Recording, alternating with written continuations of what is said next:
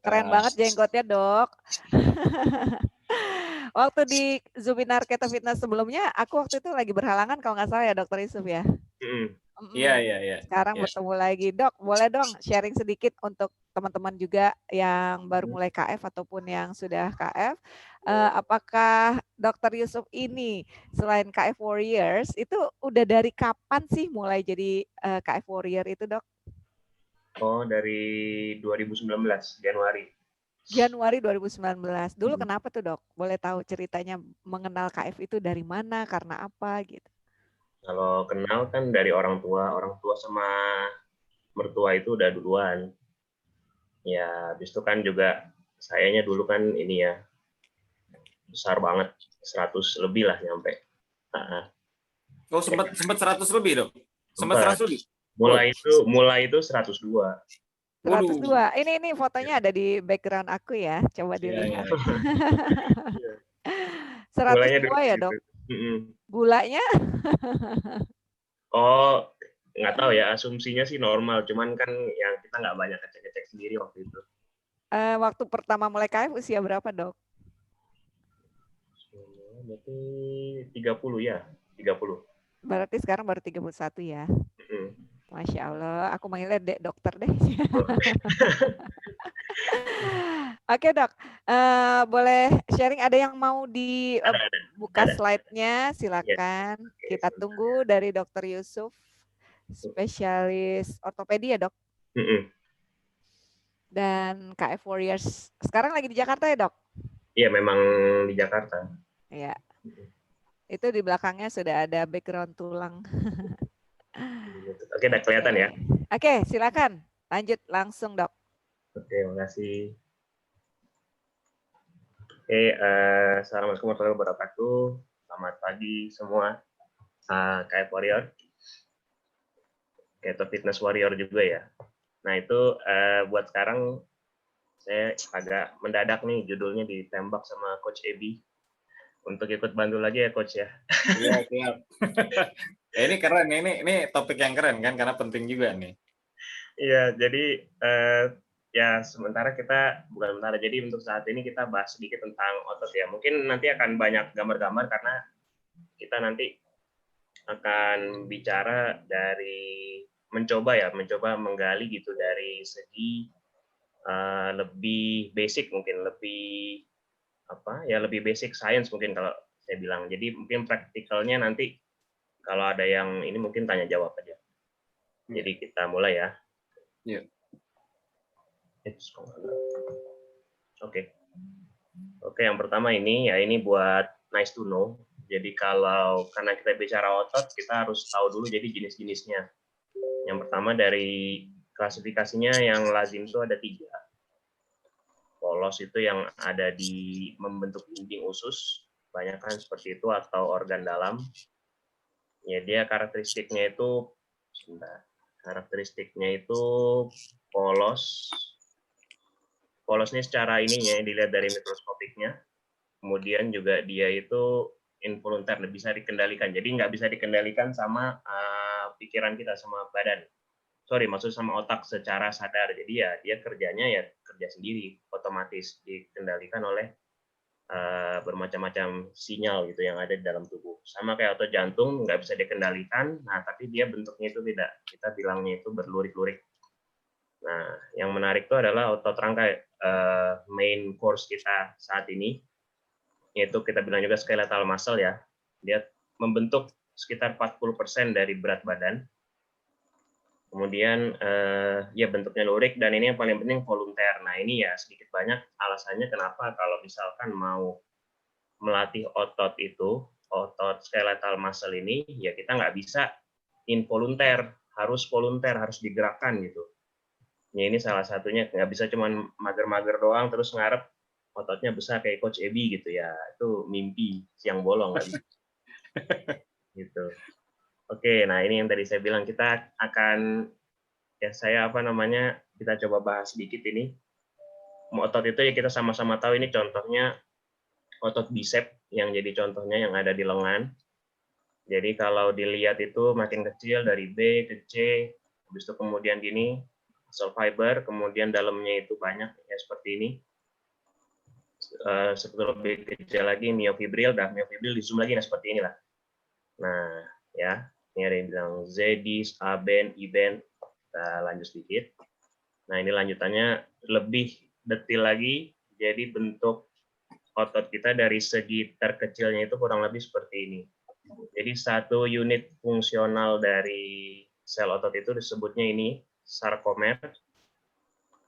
Maksudnya satu unit fungsional itu adalah jadi dia bisa bekerja ya sebagaimana kerja otot mewakili kerja otot sebagai organ gitu. Nah, ini adalah struktur terkecilnya yaitu sarkomer. Nanti kita lihat ini di sini dibentuk dari berbagai miofilamen yang itu mostly adalah protein kebanyakan. Nah, ini nanti kita akan singgung seberapa pentingnya gitu protein dalam perannya di otot kita. Nah, ya, ini myosin filamen yang L. Ini pointer saya kelihatan ya, Coach? Kelihatan. Jadi yang utamanya itu ya ini ya, aktin, myosin, ya kalau misalkan secara level selnya kurang lebih seperti itu. Nah, ini lebih secara selnya kurang lebih seperti ini. Jadi yang penting di sini nanti kita bahas adalah soal ini nih, sarcoplasmic retinaculum sama ya ini sarkomer tadi ya. Oke, ya gitu. Ini sorry saya balik sedikit. Balik nih kita lihat sini mitokondrianya banyak ya. Nanti ini penting untuk perannya dalam proses fisiologisnya dari sel otot ini. Iya.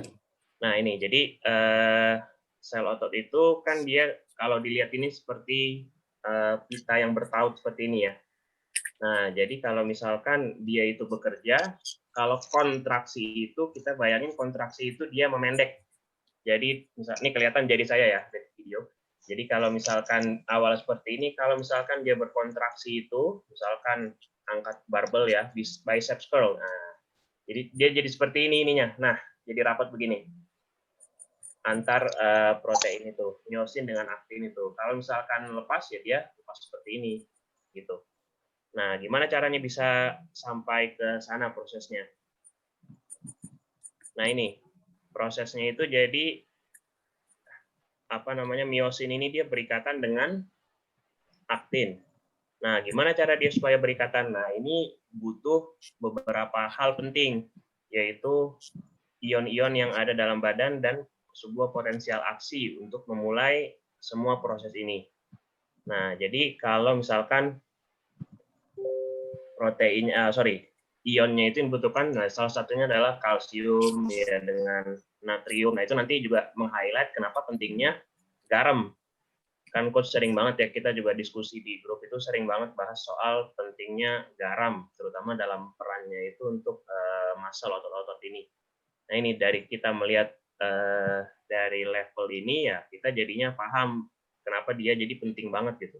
Yang namanya protein kenapa penting, namanya garam itu kenapa penting, ya namanya hidrasi itu kenapa penting gitu.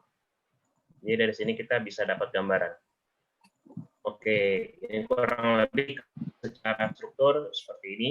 Nanti kalau secara cara kerja kita akan bahas nanti setelah ini.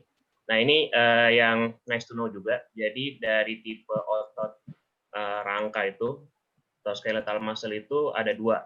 Nah, ini yang apa namanya tergantung dengan dia itu digunakan buat apa ototnya gitu, fungsinya. Jadi ada yang tipe 1 slow fiber. Nah, ya dia slow ini yang warnanya red kalau dilihat. Kenapa dia warnanya red?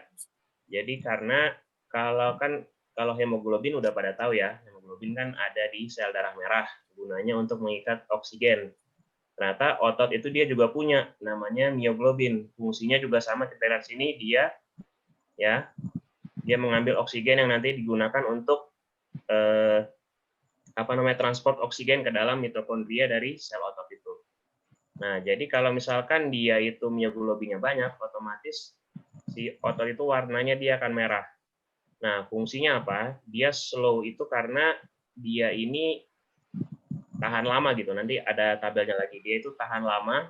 Jadi kalau misalkan diibaratin seperti ini. Jadi kalau kita korelasikan dengan olahraga, kalau misalkan pada pembandingan antara sprinter dengan maraton ya.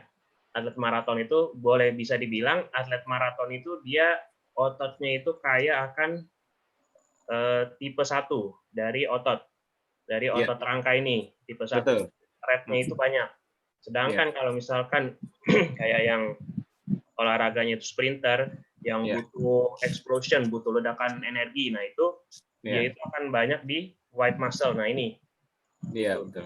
Jadi katanya dengan latihan itu muscle itu nanti dia akan, selain kita mengharapkan hipertrofi ya atau membesar ya, kita berharap juga dia itu beradaptasi atau muscle plasticity. Jadi dia itu berkembang itu sesuai dengan apa yang kita mau gitu.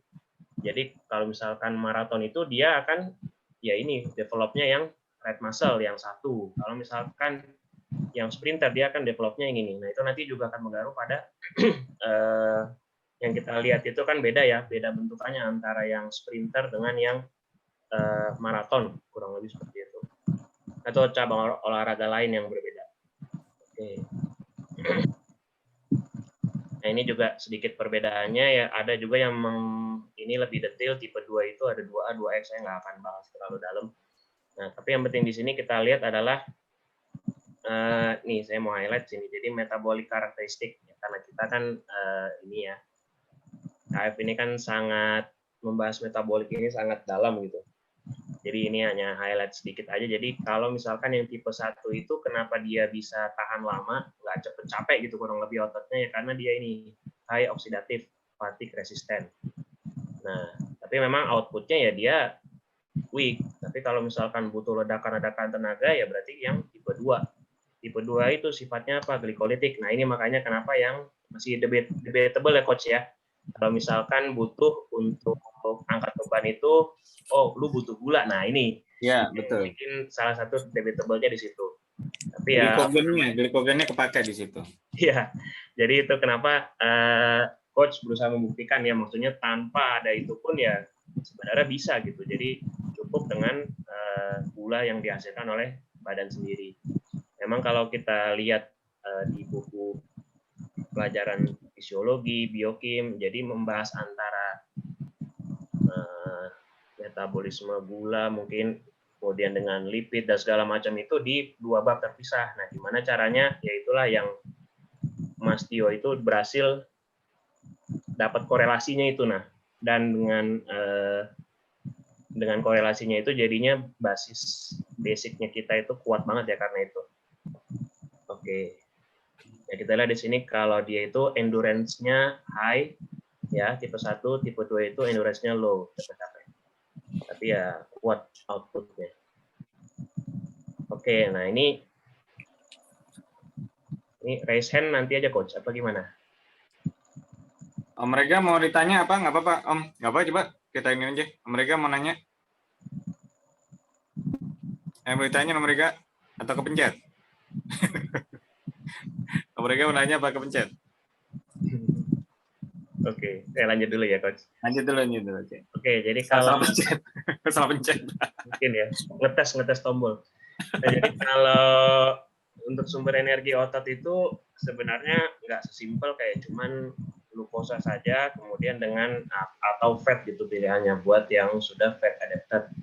Nah, tapi ternyata dia itu secara urutannya itu sebenarnya terdiri dari beberapa sumber energi. Jadi tergantung dari utilisasinya secepat apa gitu. Jadi dari awal stimulus sampai terjadi kontraksi begini, nah ini kita mulai pertama dari ini dulu, fosfokreatin. Nah ini jadi kenapa kayak yang kreatin suplemen itu, nah dia mungkin bantunya di sini.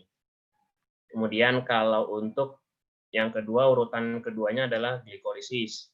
Jadi nanti kita akan sedikit bahas tentang glikogen. Jadi selain di liver, glikogen itu juga banyak juga simpanan utamanya itu adanya di otot rangka, di skeletal muscle. Nah, gunanya buat apa ya? Gunanya buat ini, buat instan energi gitu untuk kontraksi, dan dia itu tidak perlu oksigen, jadi cepat. Tapi memang kan kapasitasnya nggak banyak gitu.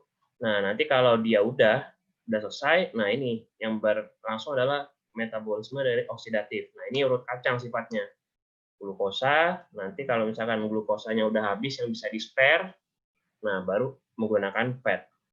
Kurang lebih seperti itu.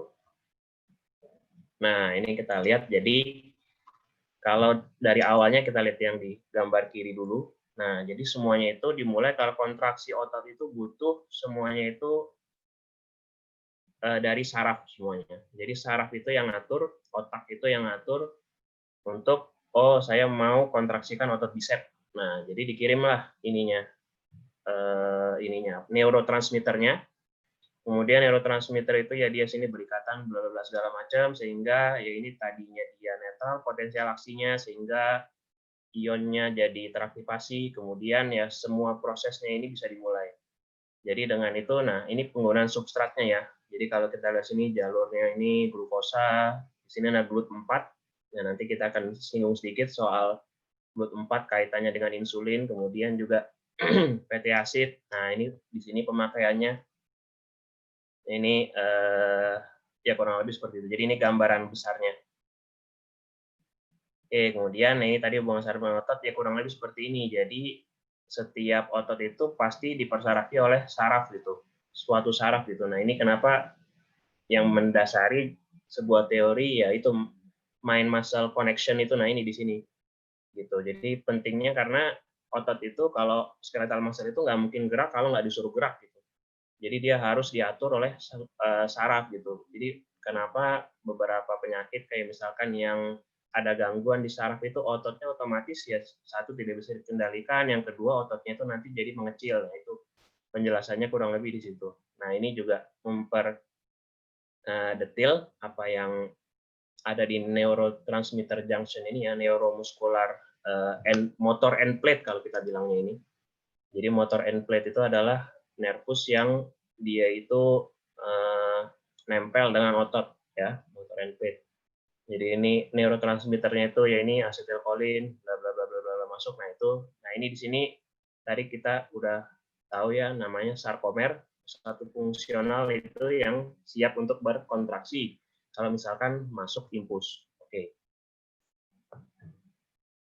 Nah ini sarkoplasmi retinaculum tadi penting. Ini kan mirip isinya itu dia di sini kita lihat nih di sini semua nih kenapa saya lingkerin natrium, kalium, potasium, klor, fosfat, kalsium. Di sini kita bisa lihat pentingnya ion-ion atau garam gitu, mineral bagi proses kontraksi otot ini gitu. Dan mineral ini ya yang harus apa istilahnya ya, diwaspadai juga, bukan waspadai. Jadi kita perhatikan juga gitu saat kita memang niat untuk melatih gitu. Karena di sini penting banget perannya. Kalau misalkan nggak ada ini nggak bisa masuk. Pumpnya itu nggak bisa bekerja, kalsiumnya nggak bisa dilepas, atau kalau too much gitu, gimana? Dia jadi terus-terusan nggak bisa relax ototnya gitu, misalnya kayak orang tetanus atau apa ya seperti itu.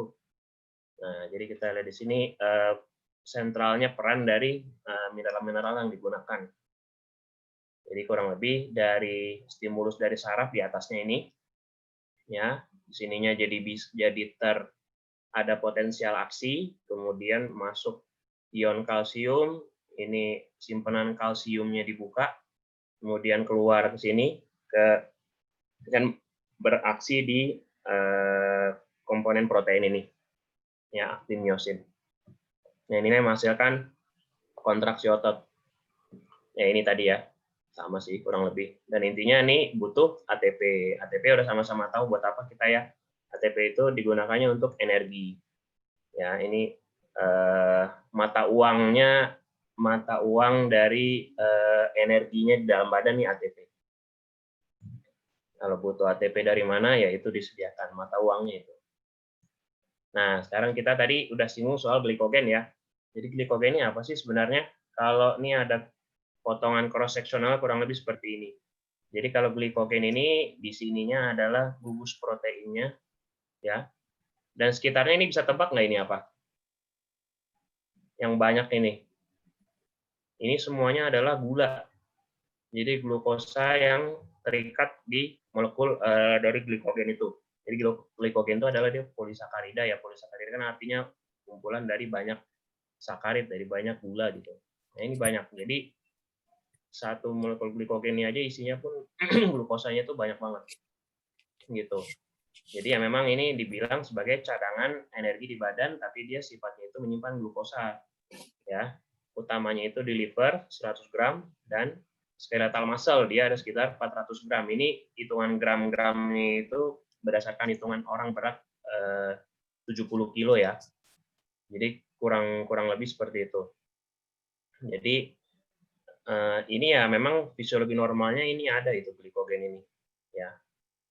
Nah, Dok, mungkin dok, aku tambahin dok, itu Hmm. buat teman-teman di keto ini kan mengenal istilah glikogen ya. Jadi kalau yang kita ketosis itu glikogennya yang kosongnya di liver dok. Nah itu perlu kita note Ya. juga ke teman-teman. Jadi Ya. glikogen di liver itu yang kosong, tapi kalau glikogen yang di otot itu yang memang tidak akan pernah kosong, dia akan selalu terisi.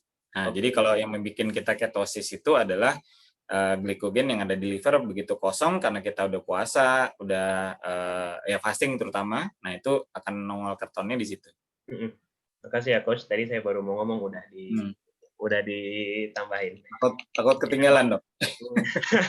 Iya, jadi ya memang itu tadi yang dibilang ya, kalau misalkan mau karena master regulator dari glukosa itu adalah di liver dia.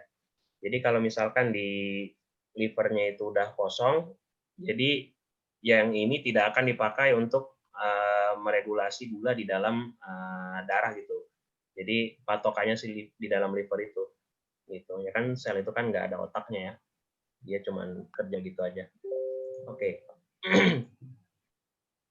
Nah ini jadi kita udah bicara glikogen, kemudian tadi ya perannya insulin bagi sel otot. Jadi insulin ini kan ya apa namanya sebagian dari kita itu kan banyak yang awalnya itu karena kondisi diabetes, kemudian obes, yang mana hal itu akar masalahnya itu adalah insulin resistance gitu. Kita sama-sama tahu kalau insulin resistance itu dia ada.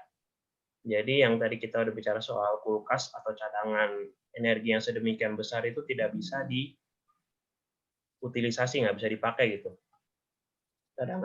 Cadangannya itu nggak bisa dipakai. Jadi tapi insulin itu ya dia bukannya nggak ada peran baik ya, tapi dia perannya itu adalah ini. Kalau misalkan pada otot itu dia ini yang GLUT ini adalah glucose transporter, jadi yang memasukkan glukosa itu ke dalam sel. Nah, itu dia dipengaruhi oleh kerja dari insulin. Ya, GLUT4 ini dipengaruhi oleh insulin. Jadi, ya ini alasannya sih, kenapa kalau misalkan insulinnya itu tinggi, jadi GLUT4-nya itu banyak. Ini dia jadi apa namanya, karena dia insulin resisten, jadinya nggak bisa masuk ini nih, jadi glukosanya nggak bisa masuk ke dalam otot, banyak dalam darah. Tapi dia itu fungsinya karena dia sifatnya anabolik, jadi insulin itu dia juga ya tadi glikogen sebagai cadangan yaitu, jadi dia berfungsi juga untuk restore glikogen di dalam otot yang terpakai. Gitu. Jadi dimasukin glukosanya buat nanti disimpan sampai ke dalam glikogen. Kurang lebih itu. Nah ini jadi kalau dari fisiologi olahraganya sendiri, jadi kebutuhan energi itu bisa meningkat sampai 10 kali lipat, ya. Dan ini terutama oksidasi karbohidrat. Nah, tapi di sisi lain kadar glukosa dalam darah itu nggak banyak berubah, kurang lebih 4 gram aja, ya, yang tersirkulasi dalam darah. Sisanya itu ya adanya dalam cadangan. Kalau nggak di glikogen, ya adanya dalam bentuk fat. Nah, jadi kalau udah keto gimana kondisi basal isunya kan udah siapa yang perfect energi buat otot, pasti udah bisa jawab semua ya. Nah, ini. Jadi kalau misalkan glikogen itu ya memang dia kebutuhan energinya cepat, tapi memang kekurangannya adalah kapasitasnya sedikit. Nah, jadi kalau misalkan, tapi kalau sudah fat adapted atau sudah bisa memakai lemak sebagai energi, nah ini barulah sumber energi yang ya boleh dibilang unlimited ini terbuka. Nah ini di sini apa namanya kuncinya gitu. Kenapa why keto gitu. Nah, ini jadi salah satunya intinya karena ya fasting, kemudian juga pola makannya dijaga low carb, kemudian juga kan dengan olahraga ini kan sedikit banyak juga mengaktifasi jalur yang kita inginkan yang banyak manfaat baiknya pada badan gitu. Kalau misalkan bicara autofagi atau apa ya ini. Nah, jadi kalau dari segi latihan itu ya dari sini dia. Jadi mainly switch to fatty acid uptake ya. Kemudian juga intinya AMPK ini dia banyak ininya nih manfaatnya gitu. Ini yang kita cari. Sorry. Nah, ini dari segi adaptasi latihannya. Jadi kalau misalkan kita latihan secara konsisten gitu, terus sampai berbulan-bulan kita konsisten latihan itu, jadi badan kita itu ya semuanya akan beradaptasi lebih baik lagi. Jadi dari segi ini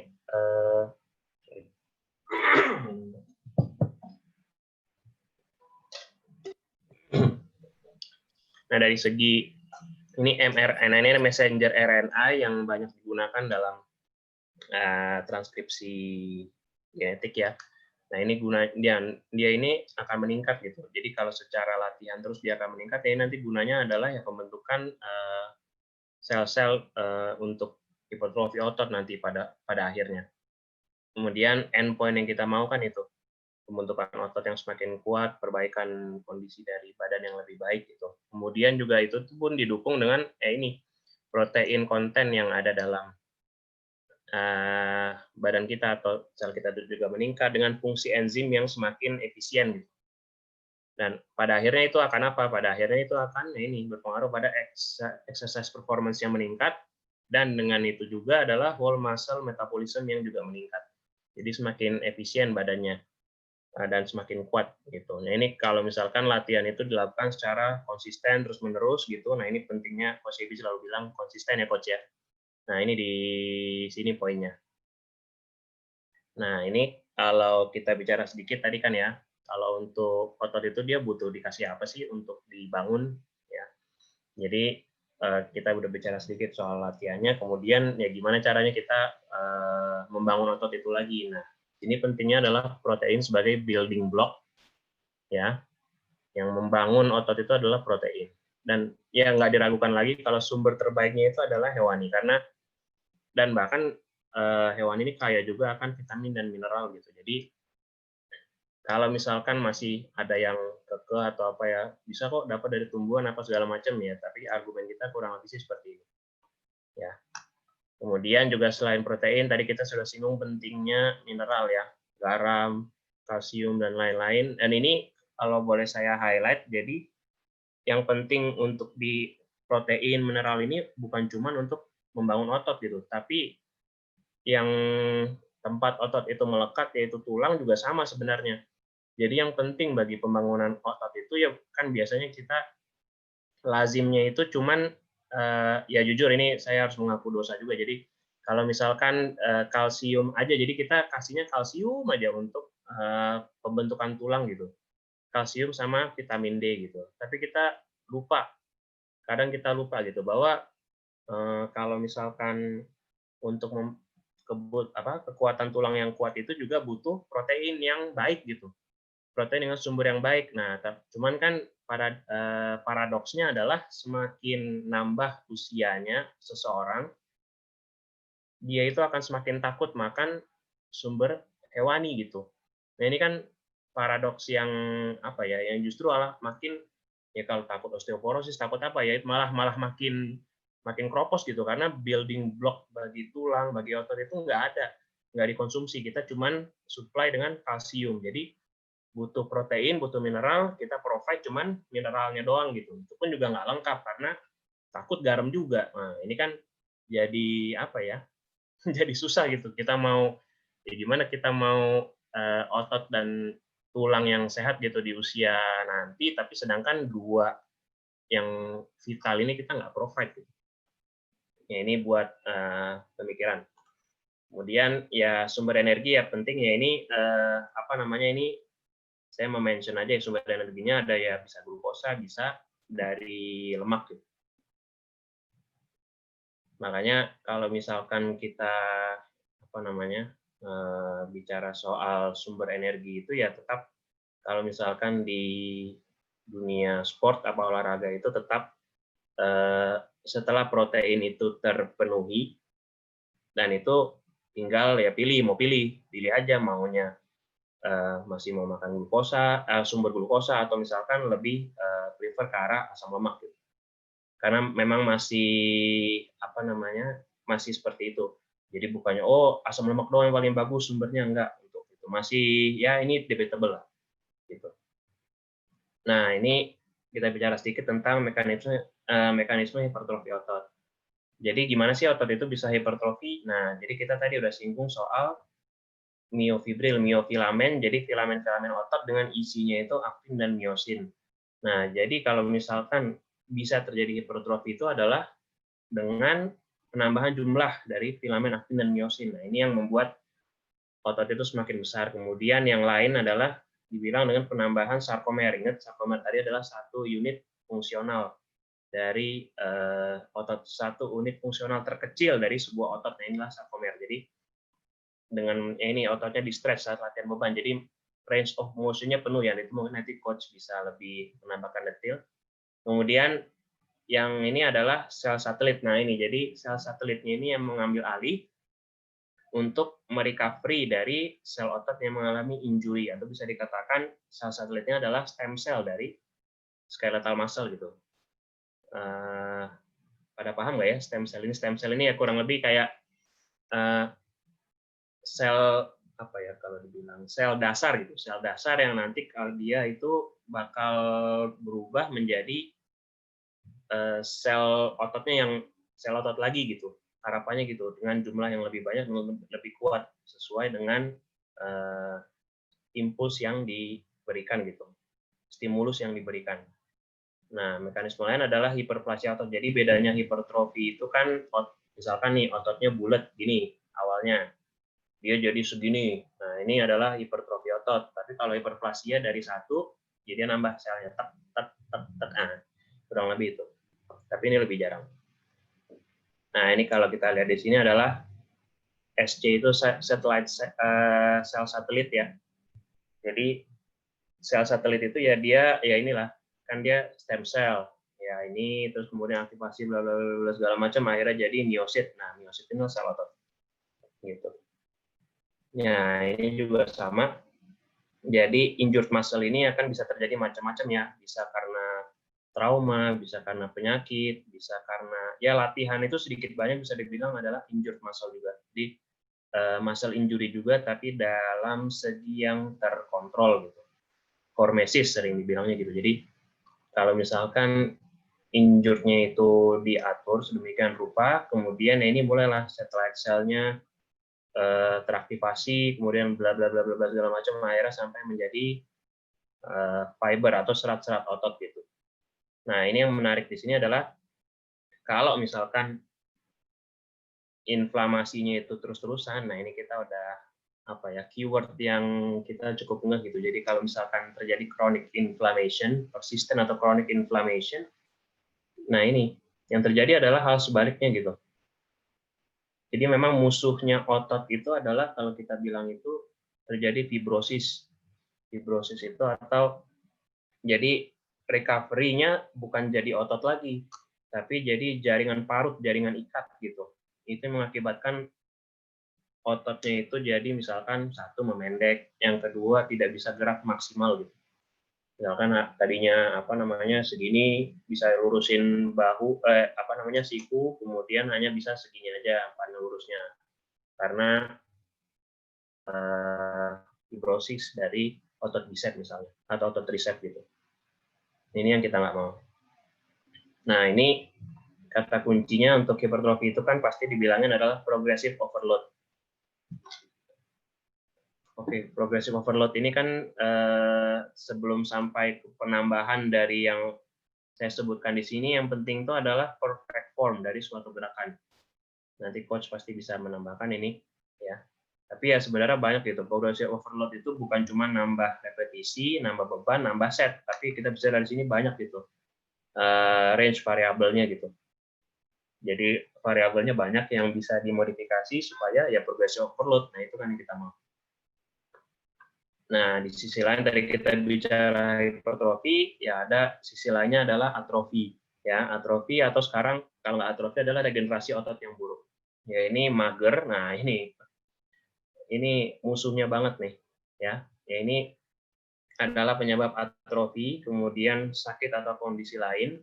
Dari kita udah singgung soal pentingnya saraf bagi otot, yaitu denervasi, kondisi itu.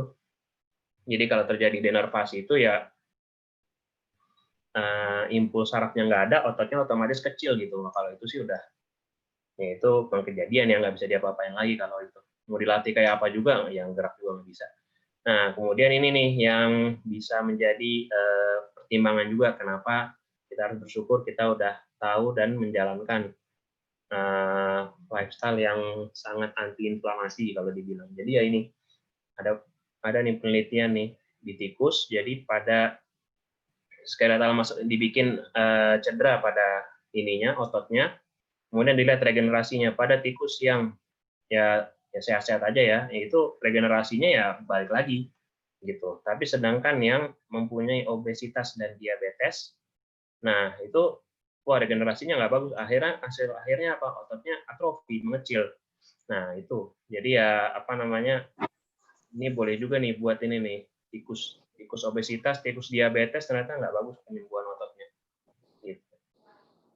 Nah, jadi gimana caranya nih misalkan pada sakit dan kondisi lain ini yang membuat orang itu tidak bisa berolahraga. Gimana sih caranya supaya bisa tetap terjaga gitu, supaya bisa tetap olahraga tapi nggak ini. Nah, contohnya ini adalah kalau misalkan di proses rehabilitasi ya pasca operasi misalnya atau apa, nah ini kita awal-awal biasanya menganjurkan ini isometric exercise gitu. Jadi misalnya karena satu dan lain hal sendinya nggak boleh bergerak dulu, jadi gimana cara supaya ototnya tidak atrofi? Ya ini caranya isometric exercise. Jadi kalau kita lihat di sini, isometrik itu adalah panjang ototnya itu tetap sama, ya, tapi otot itu dia berkontraksi gitu. Ya kalau kita lihat sini kasih beban, tapi dia nggak, dia tetap segitu aja, dia sendi itu tidak bergerak, jadi ototnya aja yang berkontraksi, tapi tidak menyebabkan pergerakan dari sendi. Contohnya paling sering apa? Kalau misalnya kita operasi pada daerah lutut, ini caranya ankle pumping. Oke, ini buat gambaran aja. Oke, saya kira mungkin itu dulu. Coach Ebi, Mbak Sari, saya kembalikan ya. Oke dong, terima kasih. Sini. Ini ada bayi KF ikutan join. Hai, hai. Nah, halo dok, sehat. Halo. Oke, ada yang mau bertanya nih langsung dari Mbak Elis ya? Ya, Assalamualaikum. Dok, saya mau tanya, 2 Ya. minggu yang lalu saya IPM. Itu Kenapa? disuntik otot atau apa ya? Apa? IPM. Ya. Apa sih namanya artinya ya? Di tempat rehab medis. Saya dua minggu yang lalu disuntik. IPM katanya dia bilang. Oh, saya nggak tahu itu Mbak apa. Nggak ngerti ya? Tunggu saya dicek di Google, ada sih. Ada implementasi apa gitu loh judulnya.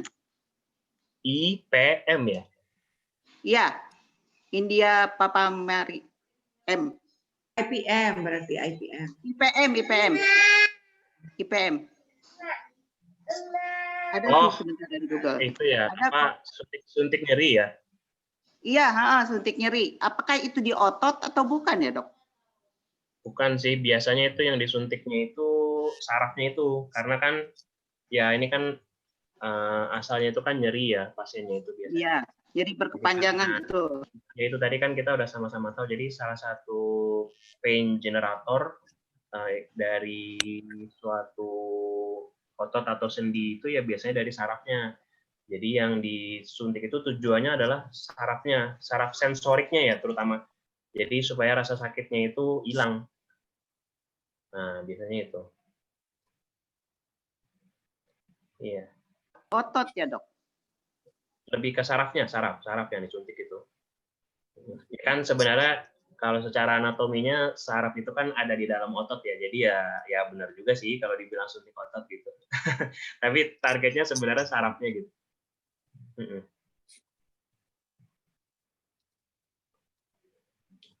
Oke, Buis. Udah ya, jelas ya, Buis ya. Di belakang itu kan disuntiknya di belakang. Nah kan biasa saya tuh suka sakit paha bawah. Nah apa namanya, olahraga apa yang tidak boleh dilakukan? Di paha bawah apa paha depan apa belakang, Bu? Bawah belakang, bawah. Bawah belakang berarti Dua-duanya. hamstring. Kalau paha bawah belakang ya. Kalau bicara Bukan, paha belakang muka, hamstring. bukan. Iya, gimana tuh, Dok? Kalau di area itu? Iya, jadi sebenarnya sih kalau kita ngomongin nyeri itu kan dia kalau misalkan katakan ya orang itu nyerinya di paha belakang. Kalau nyeri di paha belakang itu memang kalau nyeri otot memang itu benar hamstring.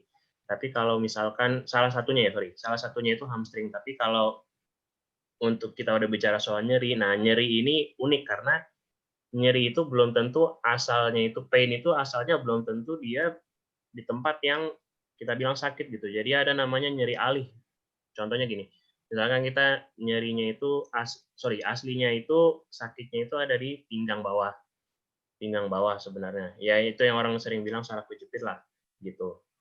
Kalau misalkan udah begitu, nah jadi salah satu gejalanya itu adalah nyerinya itu dia menjalar.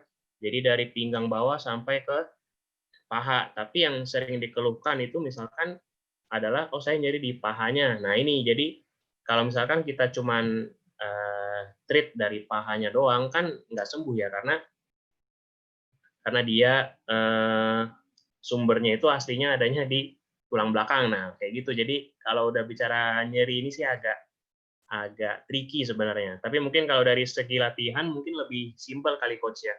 Karena kalau misalkan gini, kalau untuk low back pain itu kan kita kebayang mungkin otot pinggang bawahnya itu kurang kuat gitu misalkan. Back muscle-nya kurang kuat. Nah, tapi sebenarnya yang menunjang dari suatu punggung bawah itu adalah pinggang bawah itu bukan cuma otot back doang. Nah, dia itu banyak kayak misalkan otot glutes ya, otot glutes. Nah, jadi kalau misalkan dari segi latihan itu malah lebih lebih apa ya, lebih kalau misalkan kita koneksikan gitu, jadi misalkan bukan cuma otot back, tapi kita latihan juga untuk otot glutes-nya, nanti mungkin aja selesai gitu masalahnya gitu. Sedangkan dibandingkan kalau misalkan kita cuma fokus misalkan pada memperkuat otot punggung saja gitu. Ya itu buat sekedar insight. Gitu. Tapi kalau udah bicara nyeri sih itu lebih ya memang ini bahasan hangat juga sih di kita nyeri itu. Kalau boleh aku saranin, Boys ya. Jadi yang penting kalau memang ada di paha belakang, memang harus hindari latihan yang memang menggunakan otot tersebut. Nah, itu juga bisa dirasakan dengan pada saat kita latihan menggunakan otot tersebut. Nah, apakah ada nyeri atau tidak gitu. Karena prinsipnya adalah kalau memang kita latihan beban, itu tidak boleh ada nyeri sama sekali. Nah, gitu. Jadi kalau ada rasa nyeri berarti ada something wrong gitu ya, ada sesuatu yang terjadi di dalam otot tersebut. Nah gitu. Dan nyeri ini berbeda dengan DOMS, dengan jarum gitu ya. Kalau nyeri ini ya nyeri gitu ya, jadi kayak tertusuk tajam ya, terus ada sakit dan sebagainya. Itu yang memang tidak boleh terjadi kalau kita latihan beban. Nah kalau tadi Bu Is nanya latihannya apa ya, kalau menurutku ya, karena memang itu terjadinya di kaki ya mungkin hindari dulu latihan bagian kaki gitu ya. Nah, mungkin bisa latihan upper body dulu dan sebagainya gitu. Mungkin sementara sih itu penjelasannya. Ya, terima kasih, Coach. Terima kasih. Selain olahraga, untuk perbaikannya, Pak Dokter, apa aja yang dibutuhkan? Seperti apa namanya itu mineral dan protein sebatas mana gitu supaya otot yang masalah tadi bisa cepat pulih gitu. Oke, kalau dari segi nutrisi itu, ya itu kan ini ya, kalau untuk detailnya itu sudah ada anjurannya, jadi per harinya berapa gitu. Kalau misalkan protein itu kan paling enggak itu, paling enggak ya, bukannya pakai standarnya coach untuk yang membuat otot gitu. Jadi 0,8 sampai 1,2 gram per kilo per hari. Misalkan beratnya kita ambil 1 gram yang gampang ya. Jadi misalkan beratnya itu 60 ya, berarti sehari 60 gram protein.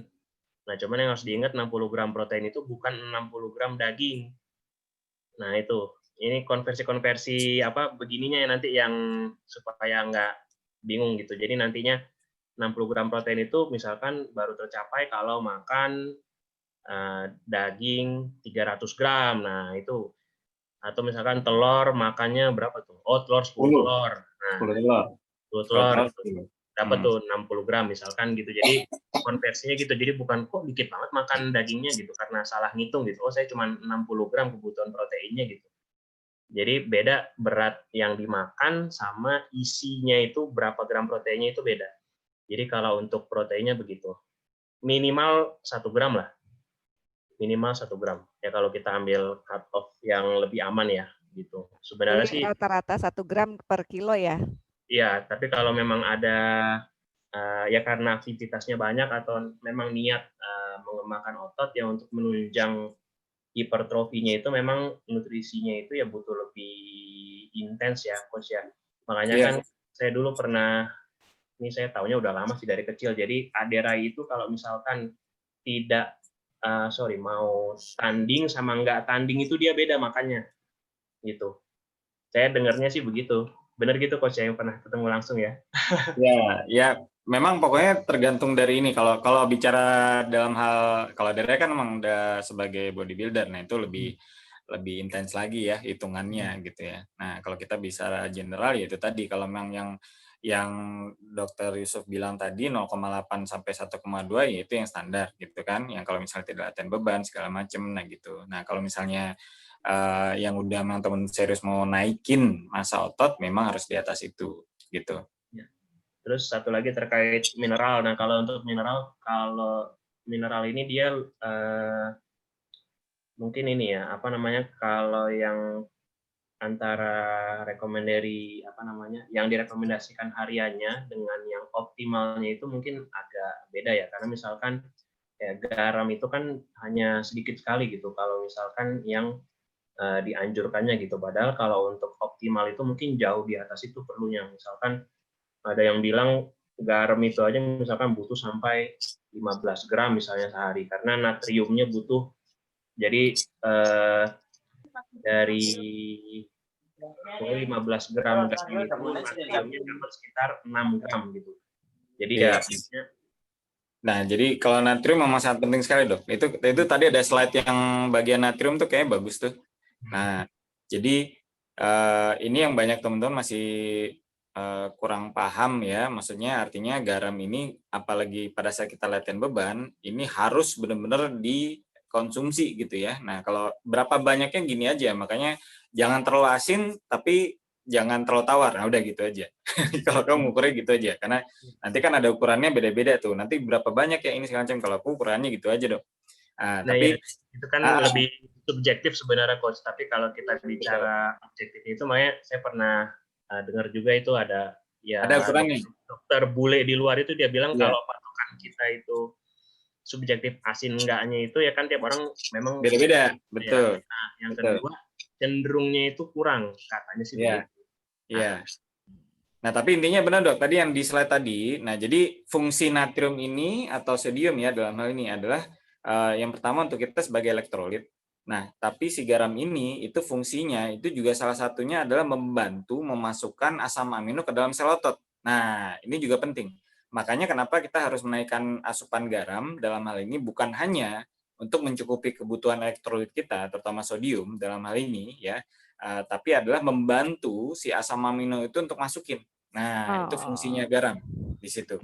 Nah, jadi makanya kenapa garam itu juga sangat penting bagi yang bangun otot di dunia karbo, sama gitu. Jadi sodium itu buat mereka yang di karbo saja itu sangat penting. Nah, apalagi kita. Nah, gitu kan, karena kita kan salah satunya adalah lebih mudah untuk defisit cairan ya, karena air lebih mudah keluar. Nah, pada saat air keluar, sodiumnya juga ikut keluar masalahnya. Nah, itu yang pertama. Terus yang kedua, kita udah nggak sering makan camilan kan, misalnya ya camilan-camilan yang di luar sana yang berkarbo itu kan biasanya yang mengandung natrium. Nah, makanya kalau dulu kenapa kita jarang kekurangan natrium, karena kita masih sering beli-beli camilan-camilan seperti itu. Nah, pada saat kita sudah tidak beli itu, makan banyak real food, nah itu kebanyakan, kalau magnesium dan potasium itu kebanyakan dari real food bisa cover. Nah, tapi untuk sodium dalam hal ini, natrium ya, nah itu yang makanya kita harus banyak cover dari garam tuh dari situ. Nah, jadi itu yang paling penting ya teman-teman ya, garam itu sangat penting sekali. Coach mau nanya dong, kalau misalnya garam itu ada yang quartz itu ya, yang kayak batu tuh. Nah, itu boleh langsung kita telan aja kayak kapsul gitu atau harus diemut-emut juga gitu? Ya, kan fungsinya sebenarnya masuk ke dalam tubuh kita. Jadi mau ditelan atau diemut-emut Oke, juga nggak masalah Nggak nggak sebenarnya. masalah masalah itu ya. Mbak, nggak masalah. Iya, soalnya Nah, takutnya ada hubungannya dengan kalau harus kena saliva melalui mukosa enggak, gitu, itu enggak ya langsung ya? enggak Oke, ada hubungan, enggak ada soalnya aku hubungan. punya kebiasaan gitu, jadi nggak ada waktu ngurus anak apa mau ngapain, garam udah setengah sendok Iya. telan aja deh. Nah, makanya Boleh ya? kalau di kelas basic yang kelas pelatihan kan selalu aku sudah introduce ya, maksudnya udah perkenalkan bahwa memang asupan garam ini harus dinaikkan dan jangan malas minum gitu kan. Yes.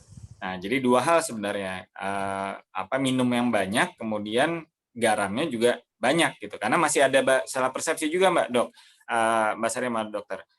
Ada yang masih berpikir kan kita bikinnya ponari nih. Nah, dalam ponari kan ada cuka apel. Nah, pada saat cuka apelnya habis, garamnya juga nggak dimasukin. Nah, gitu. Jadi kalau misalnya pun nggak ada cuka apelnya, nggak apa-apa, air putih sama garam aja. Nah, gitu. Jadi Ya. tidak harus dalam bentuk yang larutannya bentuknya ponari yang harus ada cuka apelnya. Justru ponari itu sebenarnya adalah kuncinya di air sama garamnya, ya, Berarti gitu. kalau begitu rutinitasnya dibarengin aja, ya air banyak, garam juga dipersering Iya. gitu ya. Jadi jangan Jadi ketinggalan betul. rutinitasnya. Nah, makanya garam itu pokoknya harus ready dibawa kemana-mana. Kalau teman-teman keluar segala macam tuh harusnya garam harus ada, gitu harus Oke, dibawa. siap. Ini ada pertanyaan lagi dari Pak Iskandar ya. Pak Iskandar resen nih. Oke, Pak Iskandar boleh di-unmute. Oh iya, oke, Silakan makasih. pertanyaan. Ya, begini dok. Dok Iskandar nih. Tanya. Ya dok. Coach. Iya, oke. Bagaimana mensiasati itu ya untuk latihan? Ya, saya masih awam tentang olahraga pembentukan massa otot, di mana di satu kita tidak boleh artinya terus menerus. Kemudian di sisi lain untuk yang sudah KF ini kan kalau pagi nggak gerak itu kan rasanya nggak enak banget kan gitu kan, harus gerak, harus olahraga kan gitu. Nah, bagaimana saya dengarkan tiap otot itu nggak boleh tiap hari, jadi harus mungkin bergantian atau mungkin tetap dibatasi seminggu berapa kali. Nah ini mungkin kiat-kiatnya untuk penjadwalannya gimana untuk pembentukan, ya taruhlah massa otot di lengan, bahu, perut, dada. Ya mungkin itu aja.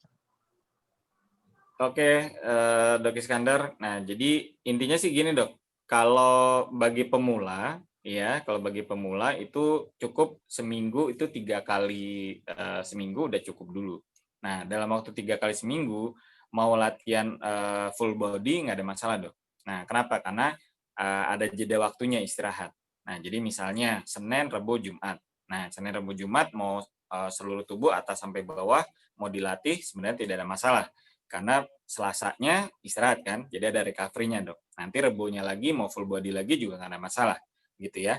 Nah ini kalau misalnya tekniknya 3 kali seminggu. Nah nanti kalau masuk yang sudah lebih advance lagi, gitu ya, maksudnya mungkin udah mau 4 kali seminggu atau bahkan 5 kali seminggu. Nah itu boleh pakai teknik yang namanya misalnya ada yang namanya strategi upper body, lower body.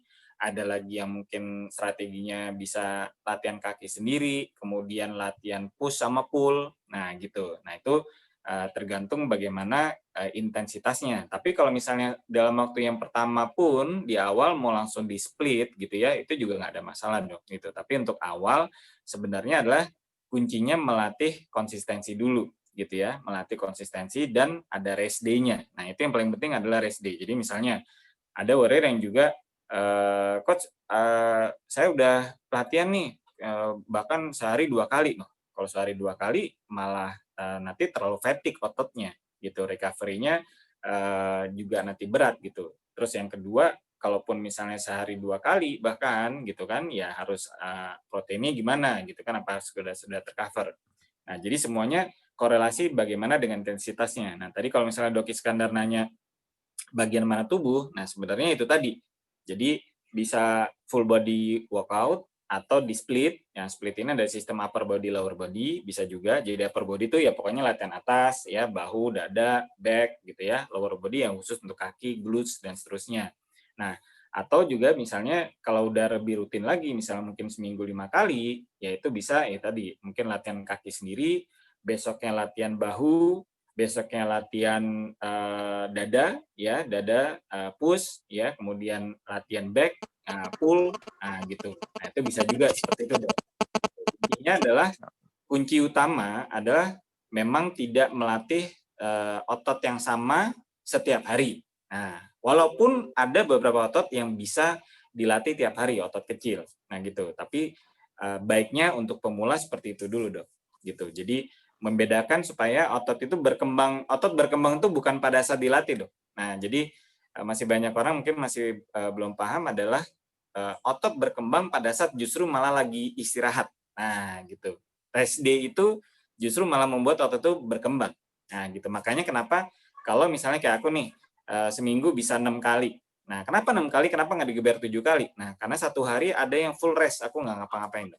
Jadi benar rest, bahkan kardio aja aku nggak latihan. Kalau untuk itu ya, karena 6 hari yang udah aku lakukan itu udah intens, sudah habis-habisan ibaratnya.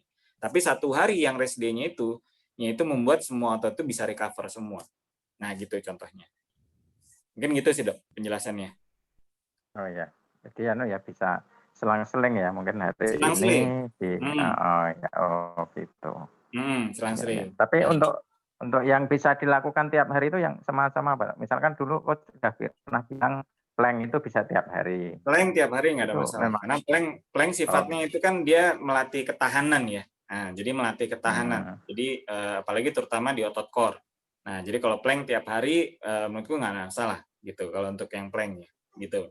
Nah, tinggal tergantung bagian otot mana lain yang mau dilatih. Nah, itu mungkin tahap awal untuk pemula jangan dilatih dulu yang setiap hari gitu ya. Kayak contoh pernah aku share latihan otot bahu.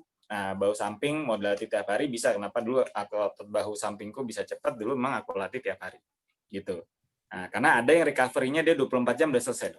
Gitu. Nah, tapi kalau kita bicara secara ototnya secara dalam kelompok otot besar, nah dia memang harus recover bisa kadang-kadang sampai 48 jam. Nah, makanya kenapa kita bisa atau harus switch dengan otot yang lain pada saat kita latihan. Misalnya contoh hari ini kita latihan leg day nih sampai berat habis-habisan segala macam. Nah, besoknya masih DOMS, masih jarem. Nah, kita nggak bisa latih lagi. Kalau lagi jarem atau masih berasa pegel dan sebagainya, sebaiknya nggak usah dilatih lagi. Bagian lain, otot lain yang tidak berasa jarem itu yang kita latih. Nah, gitu. Prinsipnya sih gitu, Dok. Konsep utamanya. Oh iya. Oh iya. Untuk rekamannya bisa di-share ya, Coach? Oh, ada. Materinya. Oh ya, makasih. Nanti aku share juga di WA grup alumni, Dok. Nanti mungkin otot mana segala macam yang bisa di ini ya, Dok ya. Oke, terima kasih, Coach. Iya, Dok. Oke, tadi apa lagi Mas Ria? Itu kan masalah recovery itu tuh kadang bisa 24 jam atau 48 jam tuh, Coach. Ini ada pertanyaan dari Ziani Juwita nih, kalau misalnya untuk yang di atas 50 tahun dan perempuan itu, Dok, itu maksimal apa melatih otot karena nyerinya kadang berlangsung lama. Ini Dok Yusuf dulu deh. Dok. Yang pertanyaan yang ini ya, bangun otot yang usia di atas 50 itu lebih. Itu ya pertanyaannya ya. Ini sih kedengaran? Nah, jadi mungkin aku jawab dulu, Dok ya. Nah, jadi untuk Oma Ziani, jadi umur memang pengaruh. Nah, jadi maksudnya umur dengan recovery segala macam pasti pengaruh. Nah, jadi makanya kita juga mesti tahu batasan juga ya, misalnya recovery dan sebagainya. Tapi yang paling penting adalah sebenarnya recovery juga tergantung atau dipengaruhi juga dengan asupan protein. Nah, jadi apakah asupan proteinnya sudah cukup ataukah bahkan udah lebih bahkan gitu misalnya. Nah, kenapa? Karena asupan protein yang cukup bahkan lebih gitu ya, itu akan membantu proses recovery juga. Nah gitu, itu yang mungkin teman-teman masih belum mengerti juga kenapa sih kok protein dinaikkan segala macam. Nah itu tadi gitu. Jadi protein itu sangat membantu untuk proses recovery. Nah jadi kita bicara real food ya, mineral. Jadi gini, proses pembentukan otot butuh utama adalah protein ya. Nah, protein ini membantu banyak hal, ya, terutama asam aminonya. Nah, tapi kenapa real food itu sangat penting? Jadi maksudnya kenapa real food diutamakan? Karena di dalam real food itu ada vitamin dan mineral. Nah, itu kita bicara namanya mikronutrisi. Nah, mikronutrisi ini juga sangat berpengaruh terhadap semuanya pembentukan otot dan recovery. Nah, gitu. Nah, jadi kalau misalnya kita asupan proteinnya justru banyak, makanya kenapa kan masih banyak warga takut nih makan protein banyak segala macam. Nanti aku share ya, aku udah cek lab ginjalku aman. Ya, nanti aku share di KF, di Ketovitas ya. Nah, jadi aku asupan intake proteinku bisa sampai 350 gram per hari, bisa. Ya, kalau lagi heavy segala macam aku bisa naikin sampai 350 gram. Dan itu ginjal nggak ada masalah buat teman-teman yang memang tidak ada masalah dengan ginjal. Nah, itu juga Mas Tia udah sering jelaskan ya di SFA, di TFA gitu ya. Nah, jadi artinya recovery tadi yang udah dijelaskan, intake protein pengaruh ya, jenis makanan pengaruh, dan memang usia metabolisme tidak bisa dibohongi gitu ya. Misalnya orang yang usianya 46 dengan usia misalnya di atas 50 tentunya akan lebih mudah cepat recovery yang usianya lebih muda. Apalagi misalnya usia yang 30 bahkan 20. Nah, makanya tidak heran kalau misalnya ada orang yang latihan beban masih usia 20, dia ototnya bisa cepat kebentuk. Kenapa? Karena memang metabolismenya mereka masih lebih cepat. Nah, gitu. Tapi bukan berarti kita yang usianya 40, 50, bahkan 60 tidak bisa bangun otot. Enggak juga. Gitu kan. Asal berapa hal kita tetap bisa masukkan sebagai pedoman, yaitu tadi asupannya, real food-nya berapa banyak, dan seterusnya. Mungkin dari aku gitu, Dok. Mungkin Dok Yusuf mungkin ada yang ditambahkan. Ya, setuju kalau untuk recovery coach tadi, kalau nutrisi, kemudian protein, mineral, mikronutrisi udah dibahas, dan mungkin yang namanya juga mungkin coach juga ada sering omongin juga, jadi soal tidur yang cukup itu juga penting banget. Kemudian ya lagi-lagi 5 pilar, benar-benar balik ke situ lagi gitu. Iya. Jadi ya mungkin udah bosan atau apa ya, tapi memang balik ke situ lagi. Jadi terutama kayak tidur, kemudian stres itu memang ngaruhnya bukan nggak kecil, itu ngaruhnya besar itu. Misalkan udah makan protein banyak apa segala macam, tapi insomnia, susah tidur, kemudian stresnya nggak di-manage, ya bubar juga, nggak jadi-jadi. Gitu. Oke, gitu ya, Diani, Oma Ziani. Penjelasannya ya. Jadi Oma itu Ziani. Oh, Ziani. Ziani itu artinya Oma. Oh, Ziani ya. Iya, siap. Saya mau bilang bahwa saya setiap pagi ngeplank ya, terus saya angkat beban ini 1 kilo, 2 kilo jadinya. Terus karena biasanya sebelum pandemik saya berenang 20 lap ya. Tapi karena pandemi dan jalan minimum 10.000 step. Tapi ya karena pandemik ini ya jadi exercise yang lewat YouTube aja yang dilakukan. Tapi kok saya ngerasanya muscle saya nggak ada gitu, maksudnya. Padahal saya makan itunya banyak, makan ya proteinnya banyak, real food, dan baru dalam 3 tahun ini baru sekali cheating. Itu pun karena memang kesukaan saya adalah dessert ya. Dan ada undangan waktu itu di hotel itu dikasih dessert yang saya nggak bisa resist. Nah, tapi nggak ngaruh sih, nggak ngaruh. Tapi maksudnya kenapa ototnya nggak ada gitu? Maksudnya kok sedikit banget gitu. Jadi is it got to do with age? I'm 67, going to be 68. Tapi saya memang dari dulu olahraga rajin. Gitu. Maybe jadi mungkin tipe olahraganya kali ya yang saya mesti rubah. I don't know. Oke, Ziani. Jadi mungkin aku review ya, age is really matter. Nah, tapi bukan berarti tidak bisa bangun ototnya juga ya. Nah, gitu. Intinya sih gitu. Nah, jadi kalau kita bicara kembali bangun otot, faktorialnya itu memang sangat banyak ya, jenis latihan, kemudian ya tadi Dok Yusuf sudah bilang juga sama 5 pilar itu, makanya 5 pilar di KF itu sebenarnya memang semuanya sangat membantu untuk kita naikin massa otot sebenarnya, terutama rest dan sebagainya. Tapi kembali lagi juga bentuk latihan ya, kemudian asupan, kemudian banyak hal sih Ziani gitu ya untuk membentuk. Tapi yang paling penting sebenarnya adalah kalau menurutku ya tidak perlu dirisaukan, tapi mungkin tinggal dievaluasi lagi aja gitu kan, karena yang penting kan udah gerak ya, udah ini segala macam gitu kan. Nah, aging atau membantu atau menaikkan massa otot, apalagi terutama di usia Diani yang udah seperti itu, 68 ya? 67 ya, 67. Next year 68. Ya, next year 68 ya. Nah, jadi ya memang tidak semudah dengan usia yang mungkin bahkan 50. Nah, gitu. Nah, tapi yang jelas dengan sudah melakukan latihan beban di usia tersebut, itu juga akan membantu mengurangi atrofinya. Nah, itu yang udah pasti, gitu. Nah, karena aging otot ya Dok ya, aging otot di usia yang makin lanjut itu makin banyak penurunan atrofinya, penurunan massa ototnya. Nah, jadi paling tidak sudah dilawan dengan seperti itu. Tapi kalau kita bicara kekuatan otot, belum tentu Ziani lemah. Nah, jadi bisa jadi kekuatan ototnya, jadi gini, mungkin Ziani merasa tidak bertambah atau gimana, tapi bukan berarti terus jadi lemah. Nah, itu bedanya. Gitu. Jadi bisa juga dengan usia segitu, tapi powernya tetap ada. Nah, karena otot kita itu juga bisa menghasilkan power. Nah, gitu. Jadi bukan hanya dari kemampuan power ototnya dalam tubuhnya, tapi kan otot itu menghasilkan power. Nah, jadi powernya Ziani harusnya berbeda dengan orang yang seusia biasa yang tidak melakukan latihan beban. Nah, itu yang udah pasti. Iya, iya. Memang sih saya merasakan ya bahwa memang I don't feel tired ya, nggak pernah ngerasa tired ya, dan emang selalu move ya, nggak pernah mager, nggak pernah.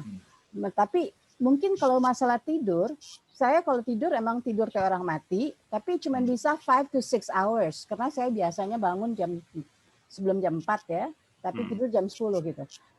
Nggak bisa 7-8 jam, it's impossible gitu. Kalau tidur siang pun kayaknya paling banter sekali dalam seminggu. Aging biasanya tidurnya memang kurang. Because of the energy, I have a lot of energy gitu. Banyak energi gitu. Ya, itu udah sebenarnya udah proof tuh Ziani. Jadi gini, kalau misalnya Ziani saat ini diadu dengan temen yang usia 67, udah kalah jauh. Nggak usah deh diadu sama yang 50 tapi nggak pernah olahraga, udah itu jauh udah kalah. Jadi gini, berarti mungkin disyukuri betul ya Dok Yusuf ya, disyukuri dulu bahwa yang kita ketahui kalau dari ilmu kedokteran ketika grafik di atas 45 tahun itu makin lama makin turun. Nah, ternyata Ziani bisa menjaga stabilitas grafiknya nggak menurun gitu ya Dok ya. Itu Ziani. Jadi nggak usah diukur lagi ototnya berapa lingkarnya, nggak nambah nih kelihatannya di kaca. Aduh kok langsing aja. Udah forget it. Jadi let go aja. Berarti Ziani harus bersyukur bahwa pada saat ini tetap slim, tetap kuat. Tantangin aja sok. Aduh lah sama Ziani, siapa yang berani? Nah gitu. Tapi kan dulu saya suka jogging dan saya pernah melakukan minithon ya. Minithon tuh 23 km saya pernah. Kalau 10 kilo sering ya, tapi minithon half marathon mungkin ya. Half marathon 23 kilo, tapi naik turun ya di Washington DC kan. Tapi maksudnya sekarang katanya nggak boleh kalau di umur segini nggak boleh lari ya. Jadi saya banyak jalan ya, jalan cepat juga, jalan cepat gitu. Tapi itu doesn't build muscles kan, ya kan? Ya. Kenapa Ziani tidak boleh lari? Karena takutnya biasanya di orang usia ini kan itu ya. Ya, kemudian takutnya mungkin mana nanti jalanannya jelek di sini ya. Washington dibandingin sini beda ya nih. Gitu. Jadi nggak apa, tapi udah benar. Maksudnya udah benar untuk build muscle, strength training, weight training itu udah benar gitu. Jadi artinya karena untuk melatih kekuatan ototnya, paling tidak untuk menahan atrofinya dalam kondisi memang di usia aging seperti Diani sekarang itu grafiknya kalau normal ya Dok ya, kalau normal itu turun, justru malah turunnya lebih cepat kalau tidak latihan beban. Makanya kalau menurutku artinya kalau untuk build muscle di usia segitu memang mungkin lebih challenging ketimbang mungkin usia 50, 40 Jadi gitu mesti kan. lebih berat dari ini nih. Yes, itu makanya mesti harus progressive overload juga. Nah, jadi kalau misalnya let's say bebannya cuma segitu aja, nah, muscle-nya tidak tertantang dia nih, gitu. Nah, jadi muscle should be challenge gitu. Jadi nggak bisa dengan stay the same. Makanya ada namanya tadi Dr. Yusuf udah bilang progressive overload. Nah, which is ya overload itulah yang progresif itulah yang ditentukan dengan kekuatan muscle yang di-challenge terus. Kalau kita misalnya latihan untuk wanita misalnya, untuk di awal 1 kilogram berat. Nah, tapi kalau udah seminggu 2 minggu latihan, nanti pasti akan enteng, harus naik lagi 2 kilo. Nah, kemudian lagi naik 3 kilo gitu. Dan seterusnya. Thank you. Nah, itu yang paling penting. Thank you. Oke. Thank you, Hari. Thank you. Keren Ziani. Terima kasih ya. Sayang, thank you. Iya, sama-sama. Oke, mungkin ada pertanyaan lagi. Mendengarkan penjelasan Ziani dan Coach Ebi kayak anak selatan gitu ya. Mbak Sari, Akitumis. Jadi Oh kesimpulannya, iya. kesimpulannya untuk seperti saya over gocap gitu ya Mbak ya. Itu otot udah nggak mungkin berkembang kayak Coach Ebi ya. Soalnya saya dikomplain jangan pamer deltoid soalnya deltoidnya nggak ada. Saya langsung ya maklum Coach, saya kan udah 50 gitu ya. Gitu ya kesimpulannya ya Mbak. Ya berarti kalau misalnya dari aku lihat penjelasan Dr. Yusuf dan Coach Ebi bahwa jangan ngitung ukuran aja gitu, tapi ternyata powernya itu masih tetap di-maintain dan bahkan bisa upgrade gitu ya Coach ya? Iya, Om Aki yang masih worry dengan usia. Galau. Galau mulu. Ini galau mulu nih Om Aki over second nih. Om, soalnya jadi nggak bisa ini ya endurance saya gelisah ya, masih pengen olahraga lebih kenceng gitu tapi ternyata faktor U nggak bisa dilawan ya. nggak gini ya, yang penting kuncinya gini ya, faktor U memang tidak bisa dilawan, artinya berpengaruh, tapi bukan berarti tidak bisa gitu loh. Nah, karena variabelnya banyak untuk bangun otot gitu. Yang pertama, apakah asupan protein udah cover, kemudian ya refoodnya bentuknya gimana dan sebagainya. Nah itu aja gitu. Jadi artinya ya contoh misalnya kenapa kemarin aku ikutan sampai tanding gitu ya, kenapa? Karena ya itu tadi untuk buktiin bahwa dengan usia 46 sekarang gitu ya, untuk angka total sampai 190,5 kilogram gitu ya, dengan suasana pertandingan segala macam juga masih bisa gitu kan. Nah jadi artinya age matter ya, tapi it doesn't really matter kalau kita ngerti benar-benar bagaimana konsep bangun otot secara benar, itu aja sebenarnya gitu. Karena banyak kok orang yang misalnya building muscle starting baru 40, baru 50, muscle-nya ke build juga bisa juga gitu loh. Nah, itu yang paling penting sebenarnya, Om Aki. Nah, jadi variabel dalam membangun massa otot tuh sangat banyak. Jadi bukan hanya kita latihan beban. Nah, sekarang misalnya bentuk latihannya gimana gitu kan? Nah, apakah sudah progressive overload tadi yang seperti tadi aku share ke Ziani juga? Ya, apakah bebannya itu aja? Nah, kalau bebannya itu aja, gimana ototnya bisa berkembang? Salah satunya. Yang misalnya mungkin dan jenis latihan juga gitu. Nah, jadi misalnya apakah latihannya monoton? Karena gini. Karena otot itu juga pintar, tubuh kita kan pintar. Kalau kita latihannya monoton dengan gerakan itu aja, dia nanti nggak bisa berkembang lagi. Harus cari gerakan yang lain lagi. Gitu. Misalnya latihan dada, gitu. Dada cuma hanya main bench press aja, misalnya seperti itu. Nanti lama-lama dia udah biasa lah. Apalagi bench press-nya nggak naik-naik. Bebannya cuma itu aja. Udah bench press-nya gitu aja, latihannya gitu aja gitu. Atau mungkin push up juga sama. Gitu ya, mungkin push up udah siapa itu kok otot dadanya kok nggak gede-gede dan sebagainya. Nah, itu tadi. Nah, karena tubuh kita sangat pintar, nah sehingga kita harus juga bisa men-challenge otot kita untuk bisa melakukan gerakan yang lain dengan target otot yang sama. Nah, gitu.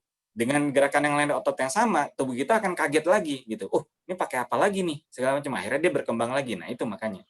Jadi variasi latihan, bentuk gerakan sangat banyak yang benar-benar apa ya istilahnya mempengaruhi untuk menaikkan massa otot gitu kan. Makanya kenapa contoh aku share hasil bangun ototku segala macam karena di usia udah menjelang gocap seperti ini, toh ternyata masih bisa. Nah, gitu kan. Yang banyak orang mungkin seumuranku juga, ngapain sih lu bangun otot dari naik ini beban dan sebagainya loh. Ya, bangun otot ini salah satu investasi untuk masa tua kita masalahnya. Gitu. Karena aging ya, Dok Yusuf ya, aging otot atrofi kita menjelang kenaikan itu sangat besar sekali kalau kita nggak lakuin latihan beban dari sekarang. Dan itu investasi gitu. Organ tubuh yang mungkin orang sering lupakan itu adalah otot. Nah, justru padahal otot itu yang mengcover dari atas sampai bawah tubuh kita, selain tulang ya. Benar ya, Dok ya? Kemarin Betul. Dok Yusuf udah jelasin tuh yang di Zoominar sebelumnya. Nah, gitu. Jadi Om Maki kalau menurutku nggak usah galau. Pertanyaannya gini, kita kan kadang latihan progressive overload, tapi kadang harus variasi. Nah, ini frekuensinya gimana? Yang efektif? Ya sekarang tergantung dari waktunya yang udah diluangin aja gimana. Misalnya mungkin seminggu 4 kali, ya udah 4 kali benar-benar dimaksimalkan. Let's say bisa lo ngelakuin 1 jam. Ya udah 1 jam itu latihan apa nih bentuknya? Mungkin upper body, lower body, kemudian legs ya dan seterusnya gitu yang tadi aku sudah share juga ke Dok Iskandar kan. Nah, jadi targetnya bagaimana, kemudian bentuk latihannya gimana, bebannya gimana. Nah, salah satu contoh misalnya masih banyak orang yang latihan beban dia nggak pernah nyatet lognya. Nah, kenapa aku share di aplikasi Fitnotes ya, atau mungkin nggak usah pakai aplikasi deh, manual aja nulis gitu. Kemarin latihannya apa ya, bebannya berapa. Nah, mungkin kan juga lupa atau belum pernah dilakukan kan. Nah, itu adalah salah satu cara untuk kita mereview gitu. Kemarin udah berapa beban ya, nah, kemarin udah sampai mana ya dan sebagainya. Nah, itu istilahnya log kita, log latihan kita. Nah, itu supaya apa? Supaya bisa kita mereview bentuk latihan kita untuk bisa variasinya bagaimana. Nah, itu yang paling penting gitu. Karena sekali lagi yang tadi gue bilang bahwa otot kita sangat pintar sekali. Dia kalau dengan kita hanya monoton itu aja ya otot kita nggak akan berkembang. Ya contoh kalau misalnya Maki sering lihat aku deadlift kan misalnya. Misalnya contoh deadlift aja. Nah, deadlift itu nggak bisa dia cuma 5 kali 5 kali 5, hajar lagi, naik drop set lagi, naik kemudian pakai sistem piramid lagi, hajar lagi, bongkar lagi, mau pakai hypertrophy juga bisa. Nah, gitu. Kenapa? Karena jadi tergantung targetnya juga gitu. Karena ada bentuk otot misalnya contoh deadlift. Deadlift untuk latihan kekuatan sebagai kayak misalnya kemarin aku tanding itu beda dengan untuk hipertrofi gitu. Kalau misalnya untuk yang tanding, untuk kekuatan power, ya itu mungkin bisa main 3 kali 3 atau 5 kali 5 dengan beban yang berat, ya beban hampir 1 RM atau 80 RM, 80% dari RM, gitu. Tapi kalau main hipertrofi, ya itu bisa 6 sampai 12 rep. Nah, itu mainnya seperti itu. Nah, makanya kenapa kalau misalnya bentuk latihan juga pengaruh. Nah, itu sebenarnya Maki. Jadi kalau kita bahas memang sangat panjang ya, tapi intinya kembali lagi ya. Yang penting kembali lagi pertanyaannya apakah dengan usia 50, 60 masih bisa bangun otot? Jawabannya bisa. Nah, udah itu aja. Cuma how we challenge the body, how we challenge the muscle. Nah, itu yang harus kita juga berpikir. Caranya gimana nih untuk men-challenge tubuh kita, tubuh kita segala macam gitu. Nah, jadi itu yang aku pelajarin juga. Nah, selama setahun ini ya gitu. Alhamdulillah kan udah alhamdulillah udah bisa buktiin kebentuk juga gitu kan. Power juga kemarin tanding juga. Ngomong-ngomong kayaknya kemarin aku paling tua tuh. Yang lain serius nih. Iya serius Mbak. Kemarin tuh yang lain yang anak-anak muda segala macam. Makanya kan yang lihat di video kan yang pertama tuh kan sampai ditepokin kan. Nah, karena mereka tahu aku usianya 46 gitu loh. 46 masih bisa log press sampai ke atas bisa 50,5 kilo, itu hampir 1 kilo berat badan, itu nggak mudah. Ya coba aja. Gitu. Nah, jadi artinya ya itu tadi, maksudnya aging pengaruh, iya, tapi bukan berarti terus kita jadi mundur gitu, nggak bisa, enggak, bukan gitu caranya. Kita harus men-challenge tubuh kita juga, ayo gimana caranya gitu, kita berpikir lagi, kita harus optimis juga. Tadi kan kayak misalnya Manela berpikir, dream, positif, udah kalau sampai mentok ya udah, tapi kalau misal belum mentok hajar lagi terus, nah gitu kan. Nah, jadi gitu nggak ngoyo ya. Iya, tapi kan kita juga harus ngerti Mbak, batasan. Nah, jadi batasan. Nah, kalau aku mau share Mbak, kemarin itu yang waktu Excel deadlift-nya, itu aku gagal 2 kali. Nah, jadi aku berhasil di angkatan yang pertama aja, 2-3 gagal, tapi aku nggak mau maksain. Karena begitu aku udah angkat, berasa nggak kuat, wah, oke, aku lepas. Nah, jadi cuma mentok di 140 kg, which is itu juga udah gede, gitu kan. Tapi aku targetnya tadinya sampai hampir 150. Yang ketiga mau aku 150, udah nggak bisa. Nah, udah nggak kuat. Jadi ya udah, tapi kalau mau dipaksain bahaya nanti, malah bisa cedera. Jadi kita tahu limit tubuh kita juga, itu yang paling penting. Kadang banyak orang memaksakan dalam tanda kutip yang emang udah aja ini segala macam. Nah, itu. Jadi makanya antara kita memaksakan dan positif itu harus bisa tengah-tengah lah gitu. Nah, tapi kembali lagi pertanyaan tadi, aging di usia 50-60 bisa bangun otot? Bisa. Itu aja sih, Mbak. Ya, setuju banget.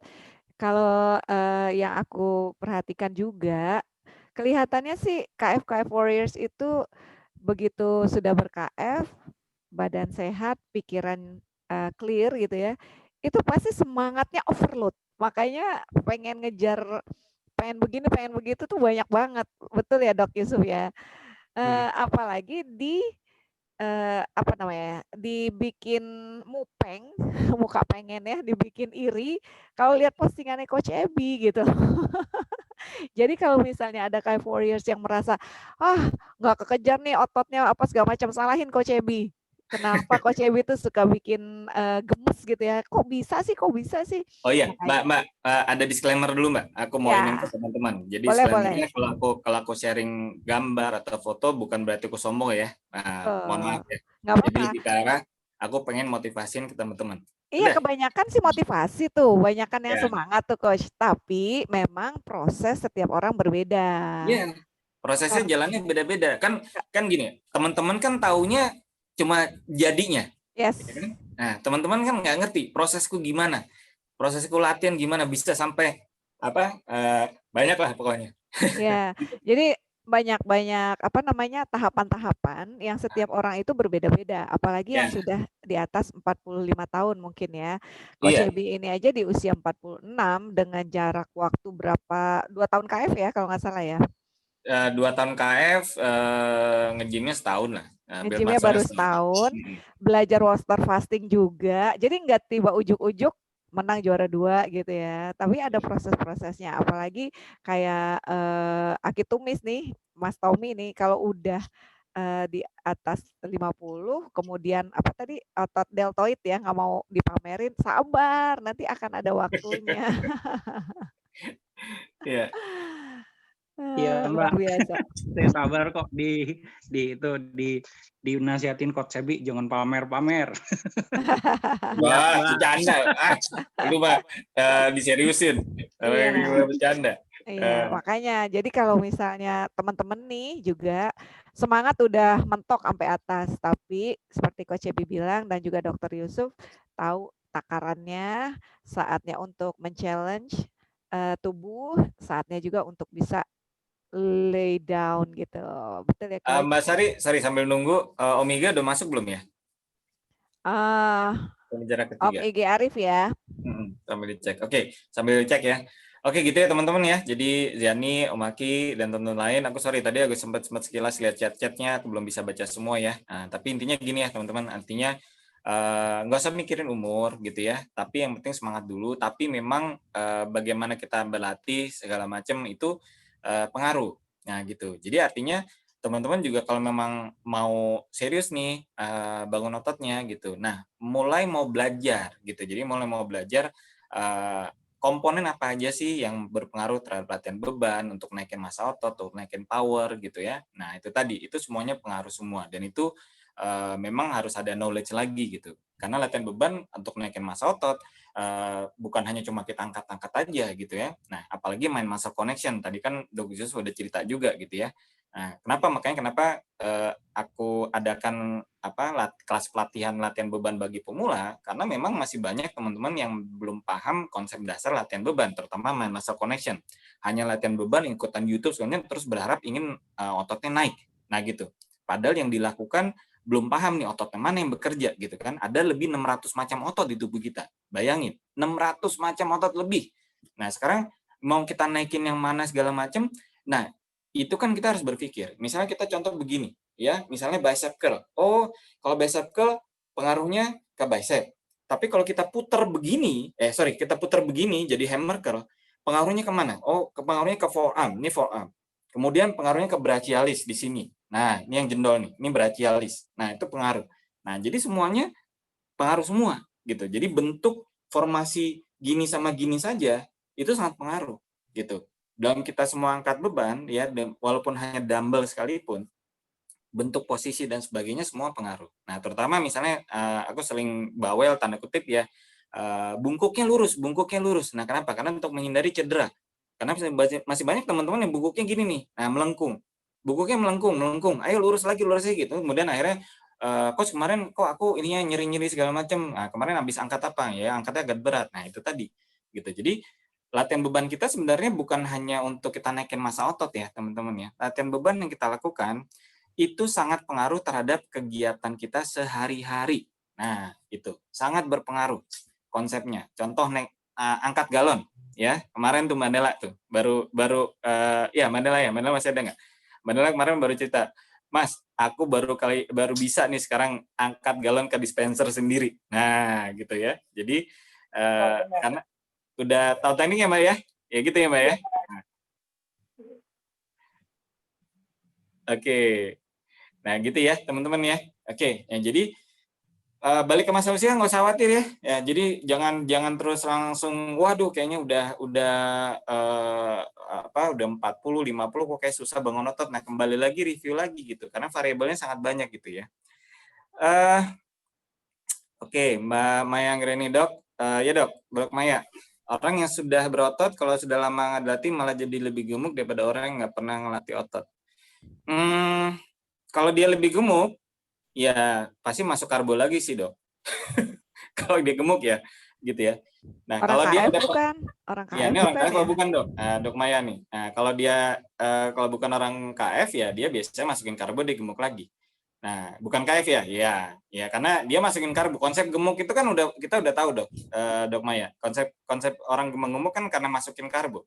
Nah, jadi kayak misalnya contoh PT-PT yang di tempat gymku juga sama. Kemarin yang lagi lockdown ya segalanya kemudian sempat buka lagi kan. Nah, begitu ketemu lagi lihat PT-nya, kenapa badan bisa jadi melar gitu kan? Ya udah pasti mereka makan karbo. Nah, gitu. Jadi konsepnya makan karbo juga sama berlaku di tempat orang luar gitu. Jadi begitu mereka masukin karbo, udah jelas pasti akan meledak lagi badannya. Nah, gitu. Tetapi bagi orang yang sudah pernah melatih ototnya, kemudian gemuk, kemudian dia mau melatih ulang, ada namanya muscle memory. Mereka akan lebih cepat baliknya. Kenapa? Karena ototnya dia udah inget. Nah, begitu dia latih lagi, dia akan langsung balik lagi secara cepat. Walaupun ototnya tadinya mungkin sudah melemah, atau bahkan sudah ada yang hilang. Nah, gitu ya, Dok Maya ya. Oke, apalagi? Sambil nunggu Mige, aku lihat-lihat ini dulu ya, Mbak Sari ya, pertanyaan-pertanyaan. Mungkin Mbak Sari mungkin bisa bantu lagi kalau ada pertanyaan. Nah. Oke. Nah, Dok jadi Dok Yusuf mungkin ada yang tambahkan? Belum ada lagi. Oke. Ya, tadi dari slide Dok Yusuf mungkin aku tambahkan yang tadi ya masalah garam udah, kemudian masalah insulin ya, insulin benar. Jadi insulin itu tetap dibutuhkan. Oh ya, masalah glikogen ya, glikogen otot ya. Nah, jadi glikogen otot kita ya itu akan selalu terisi penuh. Ya, jadi kalau lever itu pasti kosong. Nah, glikogen kita itu pasti akan terisi lagi walaupun kita nggak makan karbo. Nah, makanya banyak orang di luar sana yang bodybuilder karbo melihat orang keto susah bangun otot lagi. Kenapa? Karena mereka melihat bahwa glikogennya akan sulit. Karena prinsip mereka adalah glikogen otot harus makan karbo. Yang mereka nggak paham adalah glikogen otot bisa keisi lagi dengan proses yang namanya gluconeogenesis. Ada lewat proses namanya Krebs cycle dan sebagainya. Panjang ya, itu nanti belajar di KF lah, gitu ya. Tapi intinya adalah glikogen kita misalnya teman-teman nggak makan karbo sekalipun ya glikogen otot tetap ada, tetap digunakan, tetap bisa berukuran bahkan habis. Nah gitu. Nah tapi kita tetap kuat. Kenapa? Karena begitu glikogen otot habis kita bisa switching ke lemak. Nah jadi itu intinya. Makanya kenapa kalau misalnya mungkin teman-teman latihan beban bisa sampai 2 jam di gym, aku pernah sampai 2 jam lebih dan sebagainya nggak capek-capek ya gitu tadi gitu karena masih bisa digunakan sumber yang lain. Nah tapi begitu selesai glikogen otot kita keisi lagi nggak? Keisi lagi. Nah makanya kenapa teman-teman perlu masukin asupan protein yang cukup ya, dinaikkan ya. Bicaranya adalah cukup itu dinaikkan. Nah, salah satunya adalah untuk ngisi glikogen tadi.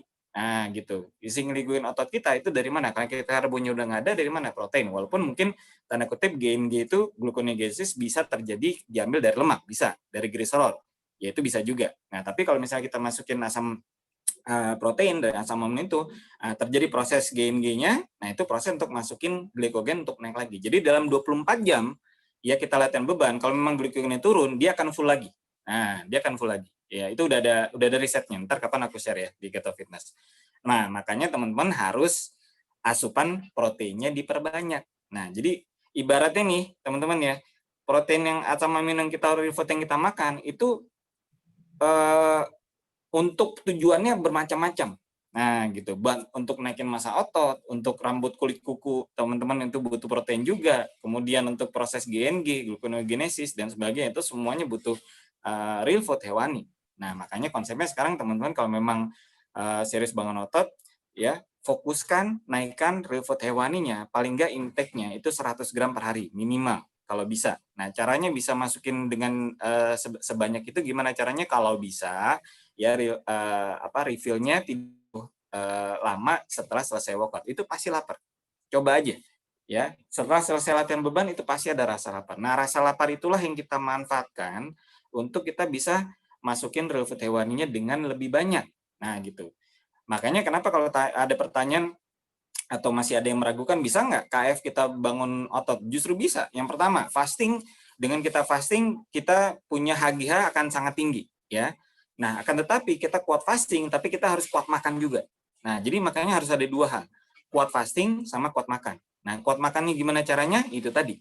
Ya, deketin jam refill-nya mendekati setelah selesai latihan. Pasti akan ada untuk rasa laparnya. Ya, coba aja. Kalau yang belum pernah coba, cobain. Nah, gitu.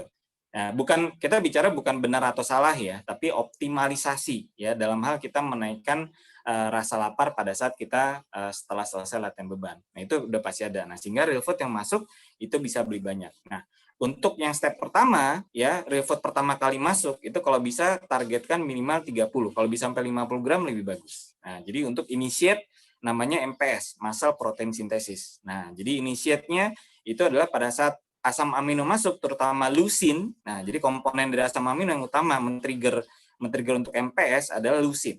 Nah, jadi leucin itu yang harus masuk, dan itu leucin hampir di semua asam real food ada pasti.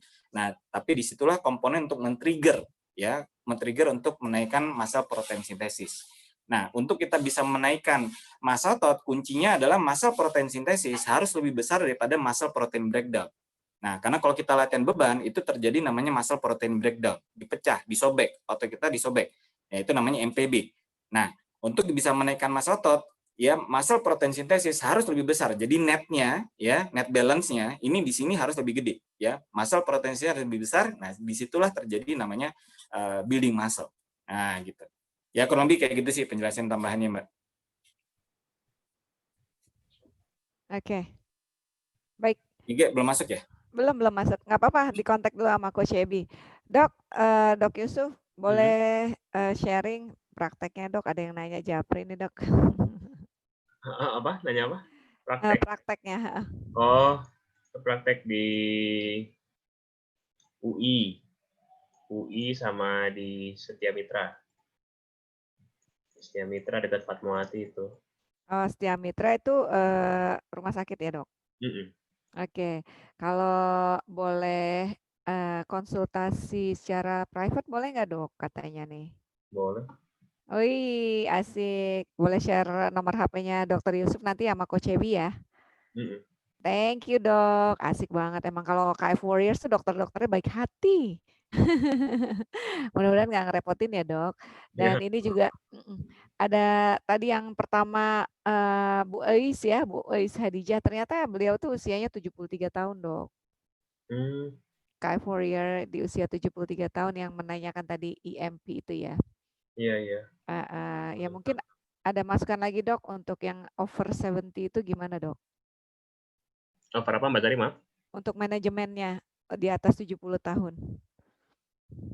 Iya, kalau yang pernah kita share di sesi yang itu ya, yang pertama itu yang apa? Yang soal melawan penuaan, kemudian juga osteoporosis segala macam, itu memang kalau secara penelitiannya itu memang latihan beban ini memang yang terbukti paling efektif gitu untuk mereverse kondisi yang ya kondisi penuaan gitu. Jadi kalau misalkan ya kan beberapa orang itu kan hobinya memang dari awal kardio aja sukanya ya olahraganya. Saya juga dulu waktu awal juga belum tahu apa-apa soal olahraga itu juga ya taunya cuman kardio doang gitu. Ngelihat fitness ngapain sih gitu kan, ngangkat beban gitu. Mikirnya awalnya kan gitu. Cuman ternyata ya setelah ya makin banyak belajar, kita makin banyak tahu ya buka mata lah istilahnya, ternyata memang yang kalau misalkan kardio itu kan sifatnya dia tidak menginikan otot ya, tidak memberikan tahanan yang banyak gitu, tidak resistennya kan nggak terlalu ini ya dibandingkan kalau memang kita latihan beban. Jadi men-challenge ototnya secara langsung itu ya kurang gitu. Sedangkan yang kita mau kalau misalkan kita udah makin berumur itu, justru kita pengen olahraga yang sifatnya itu men-challenge otot gitu. Jadi kalau misalkan ototnya ditantang terus supaya dia supaya dia kaget terus. Nah ini justru yang kalau kita lebih bisa berharap meskipun aging tapi ya kita tetap tetap kita bisa ya kalau nggak mengimbangi malah justru mereverse. Nah ini di sini yang kita pengen gitu. Dan lagi pula kalau melatih otot itu ya bukan cuma ototnya doang, tapi ya tadi kalau misalkan kita memprogramkan untuk melatih otot ini juga ikutannya itu adalah tulang. Jadi tulang itu juga dia akan semakin padat gitu. Kalau misalkan makin tua itu kan ya semua itu kan pasti penurunan kondisinya ya. Memang sunatullahnya begitu, nggak mungkin ini. Tapi ternyata itu bukan berarti nggak bisa diimbangi atau malah ya dalam tanda kutip di reverse gitu.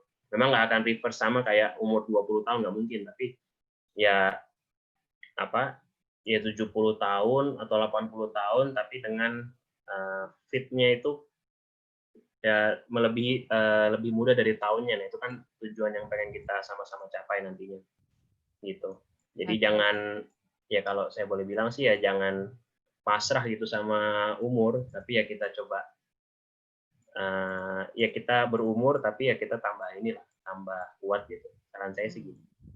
Oke dok, ya itu dia berarti perbedaannya kalau kardio dengan resistance training mempunyai kelebihan lebih banyak yang melatih otot juga sekaligus tulangnya dok ya lebih padat. Oke, berarti memang sesuai dari beberapa Zoominar kemarin-kemarin juga saat sudah di atas 45, di atas 50, justru beralihlah ke resistance training, beralihlah ke angkat beban gitu ya dok?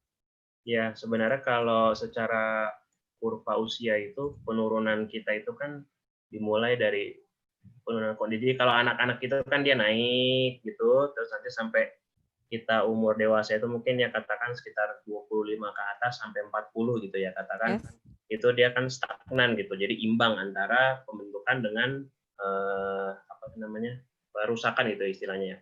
Nah, tapi nanti kalau misalkan setelah lewat itu ya dia akan turun terus tuh kondisinya. Jadi pembentukannya itu kalah sama kerusakannya. Itu ya memang kenapa orang jadi tua ya kalau dijelaskan secara fisiologis salah satunya begitu. Jadi kerusakan itu lebih banyak daripada pembangunan.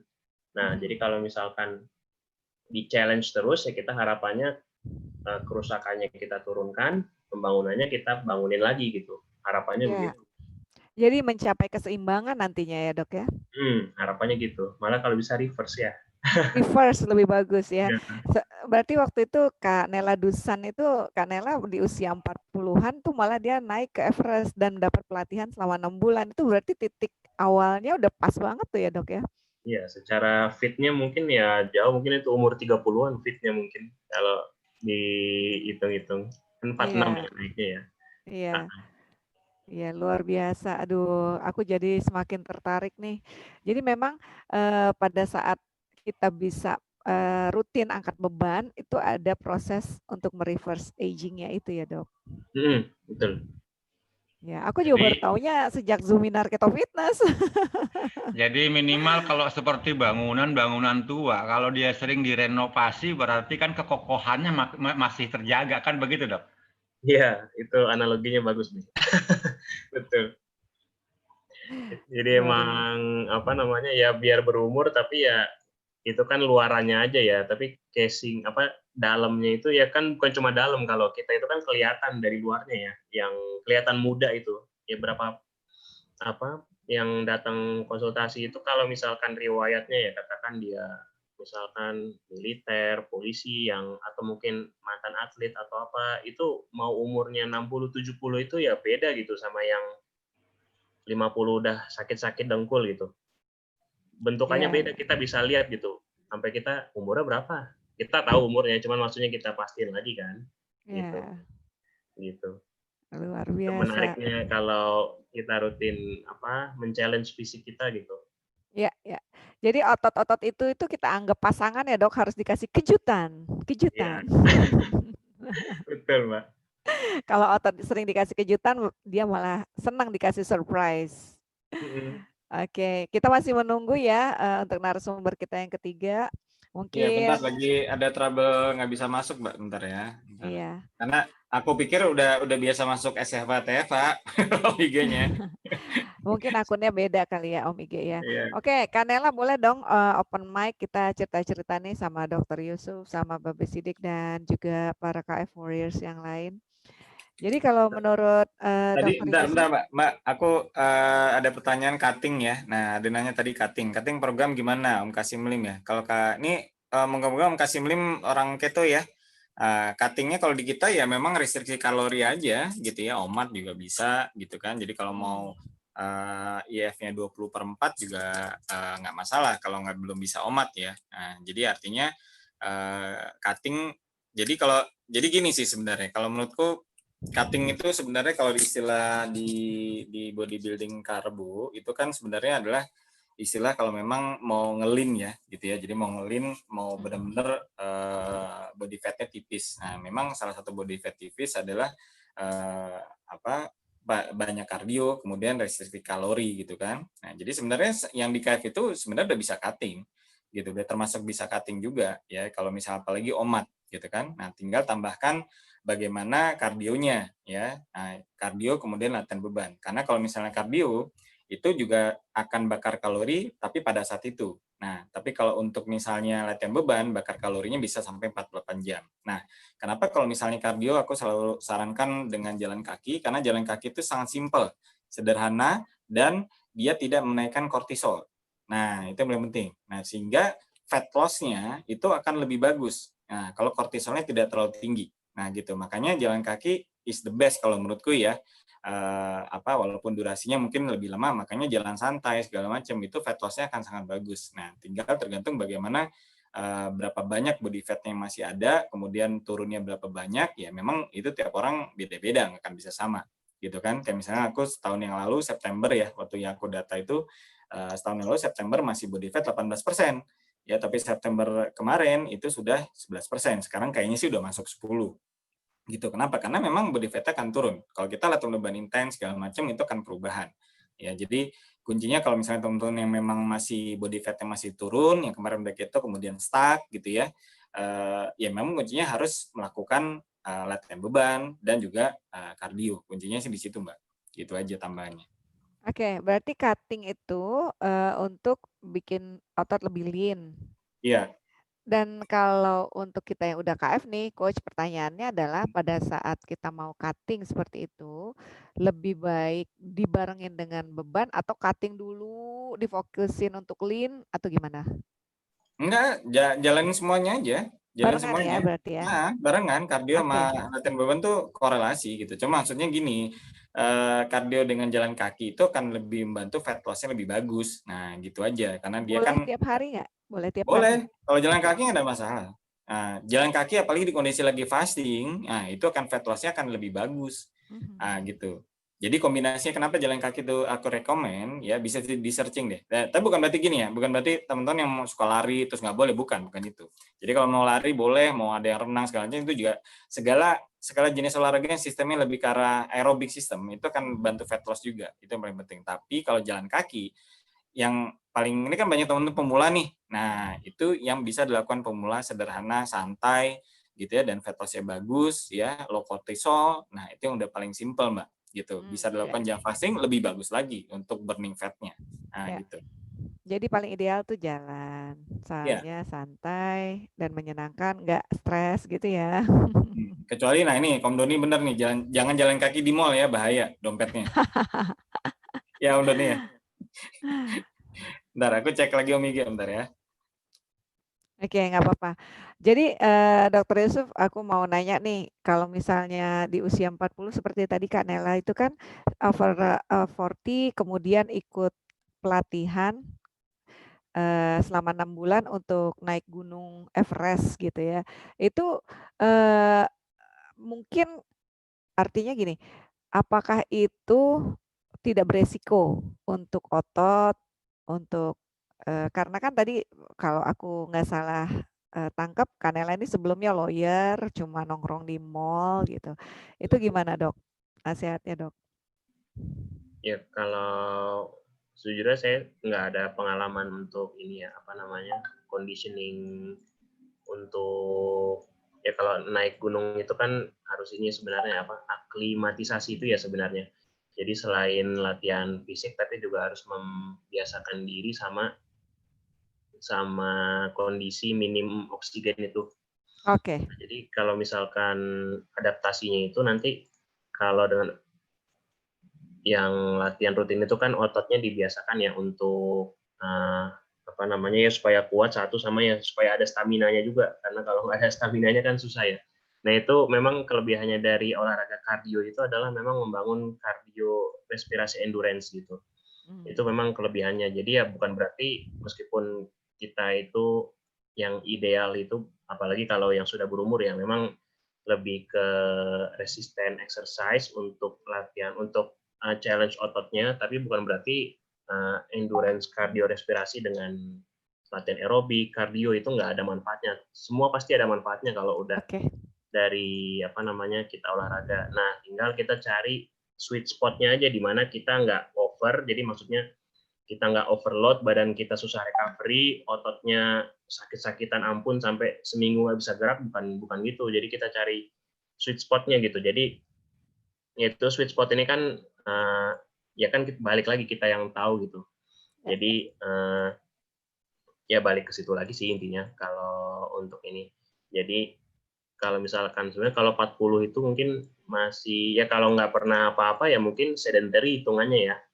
Sedentary itu kan sejujurnya kalau sedentary itu kalau misalkan mulai dirutinkan untuk latihan itu dia adaptasinya biasanya akan lebih cepat kelihatan gitu dibandingkan kayak misalkan orang yang sudah ya kayak Coach Ebi ini sekarang kan udah bukan sedentary lagi dia kalau kelasnya sekarang jadi orang yang udah rutin membangun otot gitu menjaga otot. Kalau orang seperti Coach Ebi ini kalau untuk naik tuh mungkin nggak gampang gitu naik tambah apa hasilnya mungkin juga nggak secepat kalau dibandingkan orang yang sedentary terus rutin 2-3 bulan gitu. Jadi kalau secara adaptasinya begitu Mbak Sari. Jadi kalau yang sedentary ya biasanya akan lebih semangat karena nanti kalau dia konsisten 2-3 bulan hasil kelihatan ya itu. Ya kayak Coach Ebi kan awalnya gitu. Sedentary terus diseriusin wah ternyata hasilnya enak nih kelihatan bagus gitu. Nah, terus sekarang tambah intens ya seperti itu. Jadi ya motivasi lebih juga karena langsung kelihatan hasilnya kalau awalnya sedentary. Iya, oke. Berarti jangan galvok ya, harus terfokus ya dok ya. Ya, konsisten. Konsisten, istiqomah lah. Kalau udah bisa istiqomah ber-KF tanpa cheating, kenapa nggak olahraga sekalian gitu ya? Oke, ini kita udah masuk dok. Ada Mas Igi Arif lagi joining. Mungkin ada lagi yang mau ditambahin, Mbak Besidi. Oh, udah gabung. Oke, sip. Lagi joining nih, lagi joining. Oke, Dok Yusuf aja kali mungkin terakhir apa? Dok Yusuf mau ini ya, mau capcus ya? Terakhir, sebelum ganti ke Omige nih closing sesi Omige. Iya, jadi kan tadi pemaparannya sedikit banyak tentang otot dari level sel, kemudian bagaimana interaksi antara komponen-komponen dalam sel itu ya, di mana kita melihat pentingnya protein, kemudian pentingnya mineral, garam di situ, dan kita lihat juga dari segi bahan bakar yang bisa dipakai sebagai sumber energi gitu, dan tadi kita lihat cadangan-cadangannya juga. Jadi juga ya semoga dengan pengetahuan itu ya kita jadi lebih semangat untuk latihan ke depannya ya karena ya kalau misalkan dilatih terus itu ya intinya pasti bermanfaat deh, nggak mungkin nggak ada manfaatnya. Tinggal kita cari ya tadi balik ke sweet spot-nya lagi. Jadi sweet spot di mana latihan itu tidak menyebabkan nyeri tapi ya tubuh kita tertantang. Nah itu yang challenging-nya kan di situ untuk latihan. Oke, mungkin itu Coach Mbak. Oke. Thank you dok. Oke. Terima kasih dok sudah 2 kali ikutan Zoominar kita. Jangan kapok ya dok. Iya.